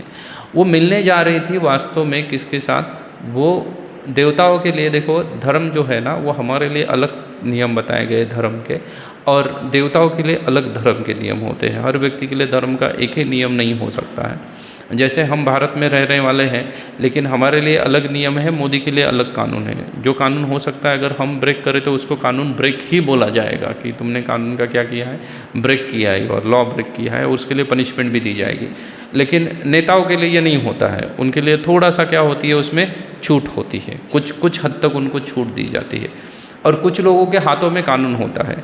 जैसे हम अगर किसी को मार दे तो वो क्या है, वो अपराध कहा जाएगा, या वो उसके लिए पनिशमेंट मिल जाएगी। लेकिन पुलिस किसको मार दे तो कोई अपराध नहीं होता है। कुछ फ़र्क पड़ता है, नहीं पड़ता। अपना कहीं कंप्लेंट करो, कुछ मत करो। अगर आप पूछोगे क्यों मारा तो हो सकता है डबल हो जाए ना, वो क्या हो जाएगा, डबल हो जाएगा ना। अगर पुलिस फाइन पूछती है तो हम पूछते नहीं कि मैंने क्या मिस्टेक की है, तो हम ट्राई करते हैं कि उसको कम करो भाई फाइन को। अगर मिस्टेक पूछेंगे तो और 10 मिस्टेक वो एक्स्ट्रा निकाल के बताएंगे, बोले ये तो एक चीज़ नहीं है, और 10-12 चीज़ें जिसके लिए हमें फाइन करना ज़रूरी है। तो वैसे ही देवताओं के लिए धर्म अलग हिसाब से चलता है, क्योंकि वो एक अन्य लोग, उनका जोग्राफिकल सिचुएशन अलग है। हमारी जोग्राफिकल सिचुएशन से हमारे लिए धर्म अलग चलता है। तो देवता जो है वो अप्सराओं के साथ व्यवहार करते हैं, या अप्सराओं के साथ उनका विवाह होता है। तो ये जो कुबेर का पुत्र है, नल कुबेर और मणिगिरो, उनको मिलने के लिए जो रंभा है वो जा रही थी। तो रावण जैसे ही शक्ति आती है तो व्यक्ति क्या करता है, इंद्रिय तृप्ति की भोग इच्छा है उसकी बढ़ती है, तो उसने उसके साथ ज़बरदस्ती भोग किया। ज़बरदस्त भोग करने के बजाय बल्कि उसने उसको समझाया कि मैं आपकी क्या लगती हूँ, पुत्रवधी लगती हूँ, क्योंकि कुबेर के बेटे हैं और मैं कुबेर की पुत्रवधी हूँ तो आपके लिए भी पुत्रवधी होगी। तो भी रावण ने उसकी नहीं मानी और उसके ऊपर जबरन उसने क्या किया, उन्होंने उनके साथ शरीर संपर्क किया। इसलिए उन्होंने श्राप दे दिया कि आप इसके आगे अगर किसी स्त्री के साथ ज़बरदस्ती करोगे तो आपका क्या हो जाएगा, मृत्यु हो जाएगा। तो रावण ने वहाँ पे एक श्राप प्राप्त किया। और एक समय था जब रावण आकाश मार्ग से जा रहे थे तो उन्होंने देखा एक योगिनी स्त्री बहुत ही सुंदर तपस्या में रत थी। रावण ने उसको देख के रावण का दिल उसके ऊपर आ गया, वो नीचे उतरे, वो उस योगिनी के पास गए। उससे बात करने के बाद पता चला उसका नाम था वेदवती, जो भगवान विष्णु को पति रूप में प्राप्त करने के लिए क्या कर रही थी, तपस्या कर रही थी, पति रूप में प्राप्त करने के लिए। लेकिन रावण की इच्छा हो गई कि इसके साथ मैं विवाह करूँ करके, क्योंकि वो बहुत ही सुंदर थी, तो बहुत सुंदर थी। इसलिए रावण ने उसको पहले तो क्या किया, प्रेम प्रस्ताव रखा, वैलेंटाइन डे सेलिब्रेट किया उसके साथ, लेकिन वो नहीं मानी। तो फिर रावण ने क्या कर दिया, उसको ज़बरदस्ती करने के लिए उसको केश को पकड़ के उसको खींचने लगे। तो वो योगिनी थी, तपस्या में रत थी, इसलिए उन्होंने अपने हाथ का ही क्या कर दिया, अपने हाथ में तलवार प्रकट करके अपने बालों को काट दिया। और बालों को काटने के बाद उन्होंने कहा कि मैं किसको पति रूप में प्राप्त करना चाहती थी, विष्णु को पति रूप में प्राप्त करना चाहती थी, लेकिन तूने मुझे छू लिया इसलिए मैं अभी क्या बन गई, अपवित्र हो गई। देखो तब की स्त्रियों का कैसा ये था ना, अपने पवित्र को कितना वो महत्व देती थी। बोले जैसे ही तूने मुझे छू लिया मतलब मैं अपवित्र हो गई, तो अभी मैं यह देह के किसको अर्पण नहीं कर सकती हूँ, विष्णु को अर्पण नहीं कर सकती हूँ, इसलिए मैं क्या करूँगी, इस देह को जला दूंगी। उसने अपनी योग अग्नि से, योग शक्ति से अग्नि उत्पन्न की और स्वयं का क्या कर दिया है, स्वयं को भस्म कर दिया। लेकिन करते हुए उसने उसको श्राप दे दिया कि हे रावण, आपके मृत्यु का कारण भी बोले मैं ही बनूंगी। तुमने क्या कर दिया, मेरी तपस्या बेकार में गवा दी, इसलिए तुम्हारे मृत्यु का कारण कौन बनूंगी, बोले मेरे वजह से तुम्हारा मृत्यु होगी। ये श्राप वेदवती ने रावण को दे दिया था। आगे यही वेदवती जब सीता वन में जाएगी तो वन में जब दंडकारण्य में खास करके रामचंद्र आते हैं तो सीता को अग्निदेव को क्या करते हैं, अग्निदेव के संरक्षण में रखते हैं और अग्नि से एक माया सीता प्रकट होती है। वो सीता जो है वो ये वेदवती है, वो तब तक ही है। इसलिए वो जो सीता की अग्नि परीक्षा ली जाती है तो रामचंद्र को कोई डाउट नहीं था सीता की अग्नि परीक्षा लेने के लिए कि भाई तुम रावण के साथ रही हो तो तुम शुद्ध हो या नहीं हो, पवित्र हो या अपवित्र हो चुकी थी। लेकिन रावण से जब सीता अशोक वाटिका से लौट के आती है और भगवान रामचंद्र है रावण के महल में, तो बोलते हैं कि इनको अग्नि परीक्षा देनी पड़ेगी करके। ये एक लंका में पहली अग्नि परीक्षा सीता की होती। तो वो अग्नि परीक्षा किस लिए थी कि ये जो वेदवती है वो क्या कर दिया है, वो अग्नि में प्रवेश करके चली जाए और जो ओरिजिनल सीता है वो क्या हो जाए, वो प्रकट हो जाए। तो आप बोलोगे कि फिर राम ने बिगिनिंग में ही क्यों छोड़ा था सीता को। बिगिनिंग में जब दंडकारण्य में आए थे तो सीता को अग्नि को समर्पित करने की क्या ज़रूरत थी, क्योंकि वो भगवान है, वो जानते थे कि क्या है, मैं आया किसके लिए हूँ, रावण का वध करने के लिए। रावण का वध करने के लिए कुछ तो कारण चाहिए, तो वो कारण है सीता। रावण अगर सीता को किडनैप करेगा तो ही मैं रावण का वध करने के लिए चला जाऊँगा। अच्छा, रावण सीता को किडनैप बोले कर ही नहीं सकता है, क्योंकि ऐसा कहा गया है, अगर आप टेक्निकलिटी देखोगे तो जो भी आध्यात्मिक जगत है उनके जो वासी है, खास करके भगवान रामचंद्र, कृष्ण, नरसिंह, वराह, ये सभी, या सीता, लक्ष्मी, राधा या अन्य गोपिका, इन सभी को भगवान विष्णु या उनकी शक्ति या मतलब विष्णु तत्व कहा जाता है। और हम सभी जो है वो जीव तत्व है, तो रावण भी जीव तत्व था। तो इसलिए कोई भी जीव तत्व जो है वो विष्णु तत्वों को छू नहीं सकता है, इम्पॉसिबल है। उसको ना ही टच कर सकता है, ना ही उनके साथ युद्ध कर सकता है, ना ही उनको उठा सकता है, कुछ भी नहीं कर सकता है, क्योंकि विष्णु तत्व एक दिव्य चीज़ है।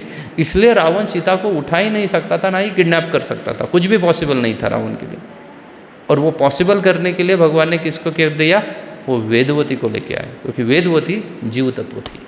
और ऊपर से उसने बोला भी था कि मैं तुम्हारे मृत्यु का कारण बनूंगी, तभी वो वेदवती आई थी। उसके बाद वो वेदवती वहीं अप्रकट होती है जब सीता की अग्नि परीक्षा होती है। कहाँ पे, लंका में अग्नि परीक्षा होती है, तब वहाँ पे वेदवती क्या हो जाती है, अप्रकट हो जाती है। और बाद में ये वेदवती फिर से प्रकट होती है। तो इसके लिए बाद में जब वेदवती वहाँ पे जो त्रेता युग में जो वेदवती अप्रकट हुई है, लेकिन उसकी प्राय पहली इच्छा तो क्या थी, विष्णु के साथ विवाह करने की उसकी इच्छा थी ना। जब रावण ने उसका तपस्या भंग किया था तो विष्णु के साथ उसकी विवाह करने की इच्छा थी। वो इच्छा तो यहाँ पे भी नहीं कंप्लीट हुई। कहाँ पे? रामचंद्र की सेवा तो उसने की आके, रावण के साथ 1 साल तो वही जाके रही, सीता थोड़ी रही है रावण के साथ, वो तो वेदवती जाके रही रावण के साथ। तो फिर उसकी इच्छा तो भगवान रामचंद्र पूरी नहीं कर सकते थे क्योंकि रामचंद्र तो क्या थे? एक पत्नी व्रत था उनका, वो एक से ज़्यादा पत्नी को क्या नहीं कर सकते हैं? स्वीकार नहीं कर सकते हैं। तो इसलिए रामचंद्र ने वेदवती को कहा कि मैं तुम्हारे लिए स्पेशल, तुम्हारी ये इच्छा पूर्ति करने के लिए मैं क्या करूँगा? फिर से एक बार अवतार धारण करूँगा, और उस अवतार में मैं तुमको पत्नी रूप में क्या करूँगा? स्वीकार करूँगा, क्योंकि तुमने मेरी सेवा भी की, पहले तपस्या भी की थी प्राप्त करने के लिए, मुझे प्राप्त करने के लिए। तो फिर कहा जाता है कि ये वेदवती पुनश्च प्रकट होती है, और वो पुनश्च प्रकट होकर कहाँ उनका भगवान के साथ विवाह होता है, उसके लिए आप साउथ इंडिया में श्री भगवान बालाजी प्रकट हो गए, उनकी कथा पढ़ लो। बालाजी का जो विवाह हुआ है वो किसके साथ हुआ है? तो बालाजी का जितना जो कथा है, विवाह की जो कथा है, वो पूरी कथा है, उसमें मैं नहीं जाऊंगा। जो बाल भी वहाँ निकलते हैं तो वो तो लोन चुकता कर रहे हैं, भगवान ने लोन लिया था विवाह करने के लिए। आप जाके कभी पढ़ लेना, अच्छी कथा है वो। तो वो भगवान ने लोन लिया था, विवाह में अपने लोन लिया था, वो चुकता करने के लिए बोले मेरे भक्त आके बाल दे दे के क्या करेंगे, उसको चुकता करेंगे। तो वो भगवान ने विवाह किया है, वो विवाह उन्होंने किया है वेदवती के साथ। वहाँ पे बालाजी का जो विवाह हुआ है वो वेदवती के साथ हुआ है। नहीं तो भगवान बालाजी जिसके लिए वैकुंठ से प्रकट हुए हैं, वो प्रकट हुए थे लक्ष्मी जी को लेके जाने के लिए, लेकिन वो लक्ष्मी जी के पास तो आए नहीं, क्योंकि वो लक्ष्मी जी जब धरती पे आई थी, वो एक बड़ी कहानी है। वैकुंठ से भगवान के साथ झगड़ा करके या रूठ के जब लक्ष्मी आई है, वो तो आज भी धरती के पे है। आप अगर जाएंगे तो कोल्हापुर में माता लक्ष्मी का, सिर्फ लक्ष्मी का अकेली का मंदिर है, भगवान नहीं है वहाँ पे, लक्ष्मी का अकेली का मंदिर है। इसलिए आप कई सारे समाज में, हमारे भारत में कई सारे समाजों में ये प्रथा है कि बालाजी दर्शन के बाद लक्ष्मी का जाके दर्शन लेना चाहिए, नहीं तो कंप्लीट नहीं माना जाता, उस दर्शन को अधूरा माना जाता है। कई सारे लोग आप देखेंगे वो बालाजी जाने के बाद घर नहीं जाते, वो सीधा सीधा कोल्हापुर जाके लक्ष्मी का दर्शन लेते हैं, फिर बोला जाता है कि वो क्या हो गया, वो दर्शन कंप्लीट माना जाए, नहीं तो वो हाफ दर्शन होता है। तो वो लक्ष्मी जी तो वहीं पे है, तो फिर बालाजी ने वहाँ किसके साथ विवाह किया? तो वेदवती जो यहाँ जो रामायण में आई थी, वहाँ पे उन्होंने उनके साथ जाके क्या किया है? विवाह किया है। तो वेदवती के साथ विवाह तो हो गया है। ये वेदवती ने रावण से श्राप लिया। ऐसा रावण चल रहा था, रावण का बहुत कुछ ऐसा चल रहा था, अपने भाई को भगा के उसने क्या कर दिया? लंका के ऊपर अपना अधिकार जमा लिया। इतना कहने के बाद फिर वाल्मीकि ऋषि फिर से आते हैं, कहाँ पे? बोले 1 साल यहाँ हो गया, क्योंकि ये लोग क्या किए थे? यज्ञ से पायस मतलब खीर, आज भी खीर को पायस अन्न कहते हैं, साउथ इंडिया में कई जगह पे उसको पायस अन्न नहीं कहते हैं। तो वो तो खा लिया था इन 3 रानियों ने, तो क्या हुआ? तो फिर वाल्मीकि जी कहते हैं कि क्या हुआ है? बोले इन 3 रानियों ने जो ग्रहण किया था वो चैत्र नवमी में पुनर्वसु नक्षत्र के समय में कौशल्या ने एक पुत्र को जन्म देती है। बीच में गर्भधारणा हुई ना, तो 9 महीना क्या करेंगे? तो उन्होंने क्या मेरा थोड़ा इधर घुमा के लंका के बारे में बता दिया वाल्मीकि ने। और फिर कहे कि उसके बाद पुनर्वसु नक्षत्र में चैत्र के नवमी में भगवान रामचंद्र क्या होते हैं? आविर्भूत होते हैं, कौशल्या के गर्भ से जन्म धारण करते हैं। उसके 1 दिन के पश्चात, जस्ट 1 दिन के बाद किसका जन्म होता है? भरत का जन्म होता है। उसके 1 दिन के बाद लक्ष्मण का जन्म होता है, और उसके बाद किसका जन्म होता है? शत्रुघ्न का जन्म होता है। श्रीमद् भागवतम में अगर आप देखोगे तो श्रीमद् भागवतम कहता है कि राम, लक्ष्मण, भरत और शत्रुघ्न ये चारों के चारों विष्णु तत्व है। ये चारों क्या है? विष्णु तत्व है, ये कोई अलग नहीं है, वो एक ही भगवान है जिनके वो अलग अलग अवतार है, रामचंद्र, लक्ष्मण, भरत और शत्रुघ्न। ये चारों विष्णु तत्व है। और कई तरीके से कहा गया है कि ये जो राम, लक्ष्मण, भरत और शत्रुघ्न ये धर्म, अर्थ, काम और मोक्ष का क्या है? प्रतीक है। धर्म कौन दर्शाता है? धर्म, अर्थ, काम और मोक्ष। अभी कौन किसको दर्शाया? तो भगवान रामचंद्र है, वो किसको दर्शाते हैं? धर्म को दर्शाते हैं। लक्ष्मण जी है, वो किसको दर्शाते हैं? अर्थ को दर्शाते हैं। इसलिए अर्थ जो है उसको हमेशा धर्म की सेवा में लगाना चाहिए। अगर आप अर्थ को अपनी सेवा में लगाओगे तो आपका पूरा जीवन नैया डूब गई। आपके जीवन की नैया क्या है? कन्फर्म है वो डूबने वाली है। इसलिए जितना भी अर्थार्जन करो उसको किसके कार्य में लगाओ? उसके धर्म के कार्य में लगाओ, अन्य कार्यों में मत लगाओ। जितना आप उससे इंद्रिय भोग में लगाओगे उतना आपकी नैया डूबने वाली है। उसको कहाँ लगाना चाहिए? धर्म के कार्य में लगाना चाहिए। ऐसा कहा जाता है कि व्यक्ति को अपने आय का, अपने इनकम का 25% हिस्सा धर्म कार्य के लिए खर्चा करना चाहिए। आप लोग कितना करते हो ना? आप बोलोगे हम तो 1% भी नहीं करते, जबकि शास्त्र कहता है कितना परसेंट करना चाहिए? 25% करना चाहिए। जब प्रभुपाद को इसके बारे में पूछा तो प्रभुपाद बोले in Kalyug it's impossible that people will spend 25% of their income for religious purpose, but at least they have to paid 10%। Minimum कितना करना चाहिए बोले प्रभुपाद जी? प्रभुपाद जी बड़े दयालु है, तो आप सब लोगों का उन्होंने क्या रखा है, ख्याल रखा है। बोले अगर 10 लाख रुपए साल का आपका पैकेज है तो आपको मिनिमम 1 लाख रुपए साल में क्या करना चाहिए? दान देना चाहिए। थ्रू आउट ईयर 1 लाख रुपए दान देना चाहिए। अगर आप 1 करोड़ कमा रहे हो तो 10% कितना देना चाहिए आपको? 10%, 10 लाख रुपीज़ आपको धर्म के कार्य में क्या करना चाहिए? डोनेशन देना चाहिए। आप बोलोगे इससे क्या होने वाला है? शुद्धेन सत्ताः कहा गया है कि जिससे आपकी चेतना शुद्ध होगी, क्योंकि हम जो धन जो इकट्ठा कर रहे हैं ना, हमें पता नहीं वो कहाँ से आ रहा है। पता है? हमें पता नहीं है वो कहाँ से आ रहा है। जैसे हो सकता है कि आप किसी आईटी कंपनी के लिए काम कर रहे हो, उसका जो ओनर है, आप पूरा धन कमा के किसके लिए कमा रहे हो? ओनर के लिए कमा रहे हो ना। डेफिनेटली वो धन आप इतना सारा मेहनत करते हो। जब मैं जॉब करता था तब आईटी में ये कंसेप्ट हुआ करती थी कि कंपनी आपको 10% देगी। अगर आप कंपनी का 1 लाख का बिजनेस करते हो तो कंपनी आपको 10,000 सैलरी देगी। अगर आप कंपनी का 10 लाख का बिजनेस करके देते हो तो आपको 1 लाख रुपए कंपनी देगी। ये तब था, अब कितना है पता नहीं, लेकिन तब यही रेशो हुआ करता था।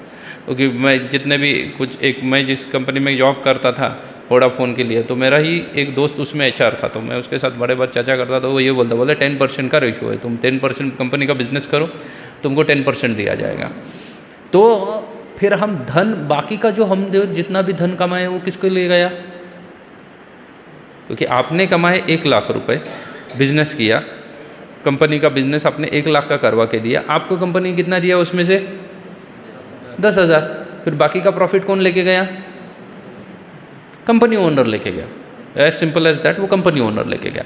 अभी वो कंपनी ओनर किसी फॉरेन कंट्री में बैठा हुआ है। फॉर एग्जांपल वो कंपनी ओनर अमेरिका में बैठा हुआ है, अमेरिकन बॉडी है, वहाँ पे जन्म लिया है, तो गोमांस भक्षण करता है, मांसाहारी है, दारू पी रहा है, धर्म के सभी नियम तोड़ रहा है, और वो तोड़ने के लिए धन कौन सा इस्तेमाल कर रहा है? आपने कमा के दिया हुआ। तो उसका परिणाम किसको भुगतना पड़ेगा? उसका परिणाम किसको भुगतना पड़ेगा? उसका परिणाम आपके ऊपर भी आएगा। इसलिए आप प्रायः आप सभी लोग अनुभव में मुझसे बहुत बड़े हैं, बहुत भौतिक संसार का आपको अच्छा अनुभव होगा। आप ऑब्जर्व करना, एक ही इंजीनियरिंग कॉलेज से 2 स्टूडेंट पास आउट होते हैं, एक ही ब्रांच में थे, दोनों मैकेनिकल ब्रांच में थे, 2 स्टूडेंट पास आउट हो गए। उसमें से एक आईटी कंपनी के लिए जॉब करने लगा और एक मैकेनिकल इंडस्ट्री के लिए जॉब कर रहा है, जो मैन्युफैक्चरिंग इंडस्ट्री में काम कर रहा है। दोनों के सैलरी में ज़्यादा कुछ फ़र्क नहीं है, 10-15 हज़ार का यहाँ वहाँ फ़र्क होगा, लेकिन उसके बाद भी आप देखना, एक 5-10 साल के बाद वो आईटी में काम करने वाला है ना, अपने आप को सिंग फूटे हुए लगे, उसको लगेगा कि वो बहुत बड़ा व्यक्ति बन गया करके। और जो मैकेनिकल इंडस्ट्री में, मैन्युफैक्चरिंग में जो काम कर रहा है ना, वो आज भी ग्राउंड पे होगा। आपने किया है कभी ये डिफरेंस देखा है? जो मैकेनिकल इंडस्ट्री या मैन्युफैक्चरिंग में काम करने वाला ऑन ग्राउंड है, और जो आईटी वाला वो क्लाउड में है ना, वो क्लाउड में ही काम करता है, और उसकी कॉन्शियसनेस भी कहाँ पे है? उसकी कॉन्शियस पूरी चेतना भी क्लाउड में भरी हुई है, लेकिन इसकी चेतना नहीं, ये आज भी ग्राउंड पे है। ये डिफरेंस है। क्यों डिफरेंस है इसके अंदर? क्योंकि आप मेजॉरिटी मैन्युफैक्चरिंग इंडस्ट्रीज़ के जो ओनर रहते हैं ना, वो इंडियंस रहते हैं। वो अपना धन, भले वो भी कार्य कर रहे हैं, गलत कार्य कर रहे हैं, लेकिन उसके बावजूद भी वो अपना धन कुछ परसेंट वो क्या करते हैं? धर्म में इस्तेमाल कर रहे हैं आज भी। लेकिन आप आईटी इंडस्ट्री में जाओ, कुछ नहीं होता है। मैकेनिकल इंडस्ट्री में आज भी भारत में मैन्युफैक्चरिंग इंडस्ट्री में सत्यनारायण किया जाता है, गणपति बिठाया जाता है, दुर्गा बिठाए जाते हैं, बहुत सारी चीज़ें की जाती है। आईटी में ऐसा कुछ होता है? कुछ भी नहीं होता। तो आज भी वो लोग धर्म को पकड़ के बैठे हुए हैं। तो फिर आपका धर्म जो है वो शुद्ध कैसे होगा? सॉरी, आपका धन शुद्ध कैसे होगा? आपने तो धन किसी और को कमा कर दिया, उसने उससे क्या कर दिया है? उसने गलत कार्य किया, लेकिन उसका कुछ परसेंट आपको भी भुगतना पड़ेगा। इसलिए ऐसे धन को शुद्ध करने का एक ही तरीका होता है कि आपके पास जो कुछ आया हुआ धन है उसको भी क्या किया करो? उसको दान किया करो। Few percent minimum, Prabhupada ji बोलते हैं कि 10%, शास्त्र तो कहता है कि 25%, लेकिन 25 नहीं तो कितना परसेंट मिनिमम? 10% धन को क्या करना चाहिए? आपको दान करना चाहिए। अगर नहीं कर रहे हैं तो आप धीरे धीरे उसकी हैबिट डालिएगा कि कुछ क्या करना चाहिए, हमें दान करना चाहिए। तो इसलिए लक्ष्मण अर्थ है, अर्थ किसकी सेवा में लगना चाहिए? धर्म की सेवा में लगना चाहिए। उसके बाद शत्रुघ्न है। शत्रुघ्न जो है ना वो काम के प्रतीक है, और भरत जो है वो मोक्ष के प्रतीक है। तो इसलिए आप देखना कि शत्रुघ्न हमेशा किसके साथ रहते थे? भरत के साथ रहते थे। वो राम के साथ नहीं रहते थे, वो हमेशा किसके साथ रहते थे? भरत के साथ रहते थे। तो ये बताया जाता है कि हमारी जितनी भी काम इच्छा है ना वो किसके लिए होनी चाहिए? मोक्ष प्राप्ति के लिए होनी चाहिए। अन्य कोई कामना हमारे पास नहीं होनी चाहिए। या हमारे पास जितनी भी कामना है वो सभी कामनाएं कहाँ पे एंगेज करनी है? हमें मोक्ष प्राप्ति के लिए एंगेज करनी है, और कोई नहीं कर रहा। अगर किसी में बहुत कुछ खाने की इच्छा है तो उसको सिर्फ प्रसाद ग्रहण करना चाहिए, अन्य कुछ नहीं ग्रहण करना चाहिए। अगर प्रसाद छोड़ के वो जाएगा, बोलेगा कि प्रभु जी प्याज लहसुन ही तो खाना बंद है ना, हम जाके जैन होटल में खाएंगे। सिर्फ प्याज लहसुन छोटा नहीं है, बोला क्या है खाने के लिए? प्रसाद खाने के लिए बोला है। तो कौन से रेस्टोरेंट प्रसाद देता है? कोई रेस्टोरेंट नहीं दे रहा है। तो आप अगर कोई भी कार्य आप कर रहे हो, इंद्रिय तृप्ति भी क्यों ना कर रहे हो, काम का मतलब इंद्रिय तृप्ति होता है, लेकिन वो इंद्रिय तृप्ति किसके लिए होनी चाहिए? वो मोक्ष प्राप्ति के लिए होनी चाहिए। अगर अन्य चीज़ों के लिए आप इंद्रिय तृप्ति करोगे तो फिर यही भौतिक संसार में रहोगे, कहाँ से मोक्ष प्राप्त होने वाला? कभी मोक्ष प्राप्त नहीं होगा। इसलिए कामना कहाँ होनी चाहिए? मोक्ष प्राप्ति के लिए होनी चाहिए। काम को हमेशा कहाँ रहना चाहिए? मोक्ष के साथ रहना चाहिए। और अर्थ को हमेशा किसके साथ रहना चाहिए? धर्म के साथ रहना चाहिए। इन दोनों को अलग अलग मत करो। लेकिन हम क्या करते हैं? अर्थ और काम को एक जगह लाते हैं और धर्म और मोक्ष को छोड़ देते हैं। बोलते हैं ये दोनों को माइनस कर दो, ये नहीं चाहिए क्योंकि ये परेशानी खड़ा करेंगे, इसलिए धर्म को भी क्या कर दो? भगा दो, ये भी नहीं चाहिए जीवन में। और बोले मोक्ष, बोले इसको भी माइनस करो और सिर्फ दो चीज़ों को स्वीकार करो। वो किसको स्वीकार करो? धन और अर्थ और काम को स्वीकार करो, और दोनों को साथ में रखो। और सिर्फ अर्थ और काम साथ में रहेगा तो व्यक्ति क्या करेगा? इंद्रिय तृप्ति करेगा, कुछ नहीं होने वाला है उसका। इसलिए क्या करो, आप अभी नहीं किया है, इसके पहले नहीं किया तो अब से चालू करो, इन दोनों को अलग कर दो, अर्थ को अलग कर दो और काम को अलग कर दो। ये काम को किसके साथ रखो? मोक्ष के साथ रखो। जितनी सारी कामनाएं सब मोक्ष प्राप्ति के लिए कामना होनी चाहिए। और ये अर्थ को किसके साथ रखो? धर्म के साथ रखो। अगर ऐसा आप विभाजन करोगे ना आपके जीवन का, तो फिर देखना आपके जीवन में क्या है? सह सुखी न रहा। वो नर क्या हो जाएगा? सुखी हो जाएगा संसार में, वो नर सुख को प्राप्त करेगा। लेकिन जिन्होंने इन दोनों को छोड़ दिया, धर्म को और मोक्ष को छोड़ के सिर्फ काम और अर्थ के पीछे लगे हुए हैं, वो क्या है? वो दुखी न रहा। वो भौतिक संसार में कभी सुख प्राप्त नहीं कर सकते, वो हमेशा क्या रहेंगे? दुखी रहेंगे। तो ऐसे भगवान रामचंद्र का जन्म होता है।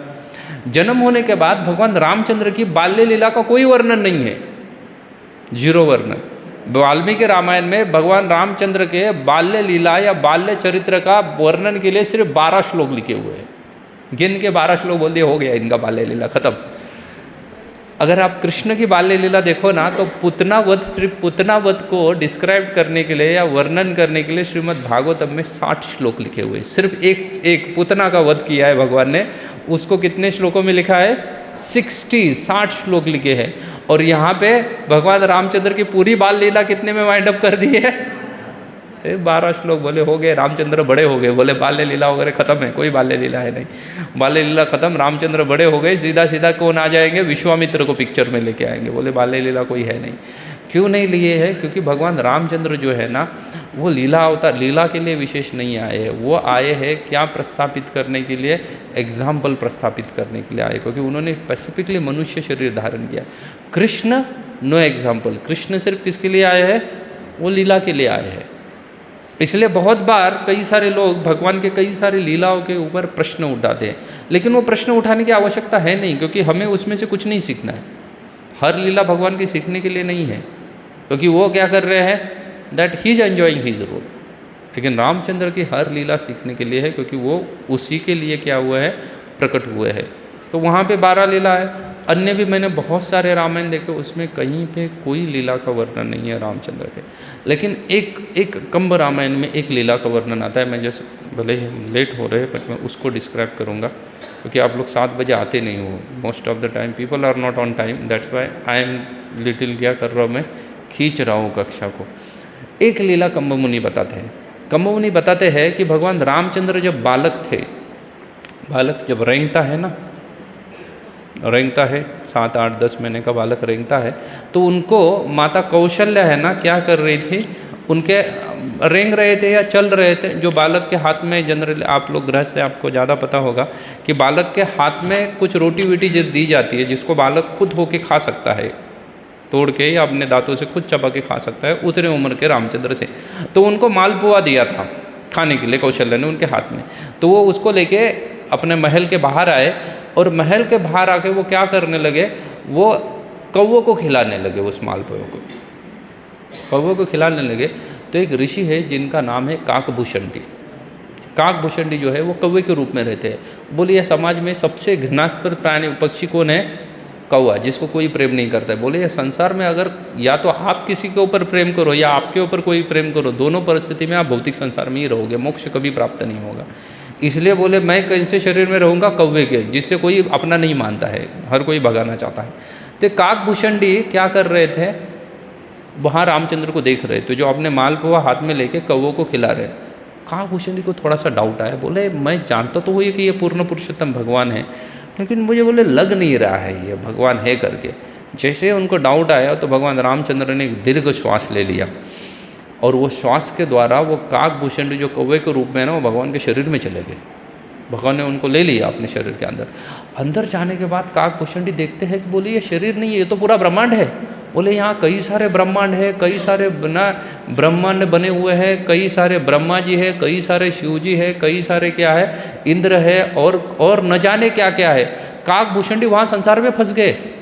काकभूषणी संसार में फंस के काकभूषणी वो कंबरायन लिखता है कि एक जन्म में बोले मैं देवराज इंद्र बना, बोले फिर मेरा इंद्र का पूरा आयु खत्म हुआ, फिर बोले मुझे ब्रह्मा बनाया गया, ब्रह्मा का पूरा आयु खत्म हुआ, बोले फिर मुझे फिर से कोई अन्य देवता बनाया गया। बोले ऐसे कई हजारों साल तक या हजारों कल्प बीत गए, बोले मैं वहीं पे था। और बोले मैं डर गया, फिर फाइनली भगवान को प्रार्थना करने लगा कि मेरी रक्षा करो करके। तब बोले भगवान ने सांस छोड़ दी और बोले मैं फिर बाहर आया तो देखता हूँ कि भगवान क्या कर रहे हैं, वहीं के वही है, वो मालपुआ को लेके कौवे को क्या कर रहे, खिला रहे हैं। काकभूषणी जी कहते हैं, बोले मैं वहाँ से भागा। बोले वहाँ से भाग के काकभूषणी स्वर्गीय लोकों में एक पीपल के पेड़ पे बैठते हैं और वहाँ पे बैठ के बोले मैं राम कथा सुनाता हूँ। काकभूषणी तब से राम कथा सुना रहे हो और उनसे राम कथा सुनने के लिए कौन जाते हैं, तो उनका जो एकदम सिंसियर स्टूडेंट है काकभूषणी का, वो है स्वयं भगवान शिव जी। शिव जी का ये नित्य क्रम है कि वो नित्य रूप से जाके किनसे राम कथा सुनेंगे, वो जाके काकभूषणी से राम कथा सुनेंगे। बस ये एक बाल्य लीला है, बाकी उनका कोई बाल्य लीला है नहीं रामचंद्र का। वाल्मीकि रामायण तो बोलते हैं कुछ है ही नहीं, ये भी तो थोड़ा सा कम्म मुनि ने कहीं और से ढूंढ के निकाला। वाल्मीकि जी तो कोई बाल्य लीला नहीं लिखती है, सीधा सीधा लिखते हैं। कैमरा लेके जाते हैं किनके ओर, विश्वामित्र की ओर लेके जाते हैं, जिनके बारे में हम अगले कक्षा में देखेंगे। किसी का कोई प्रश्न है? एक प्रश्न अगर किसी का कोई है।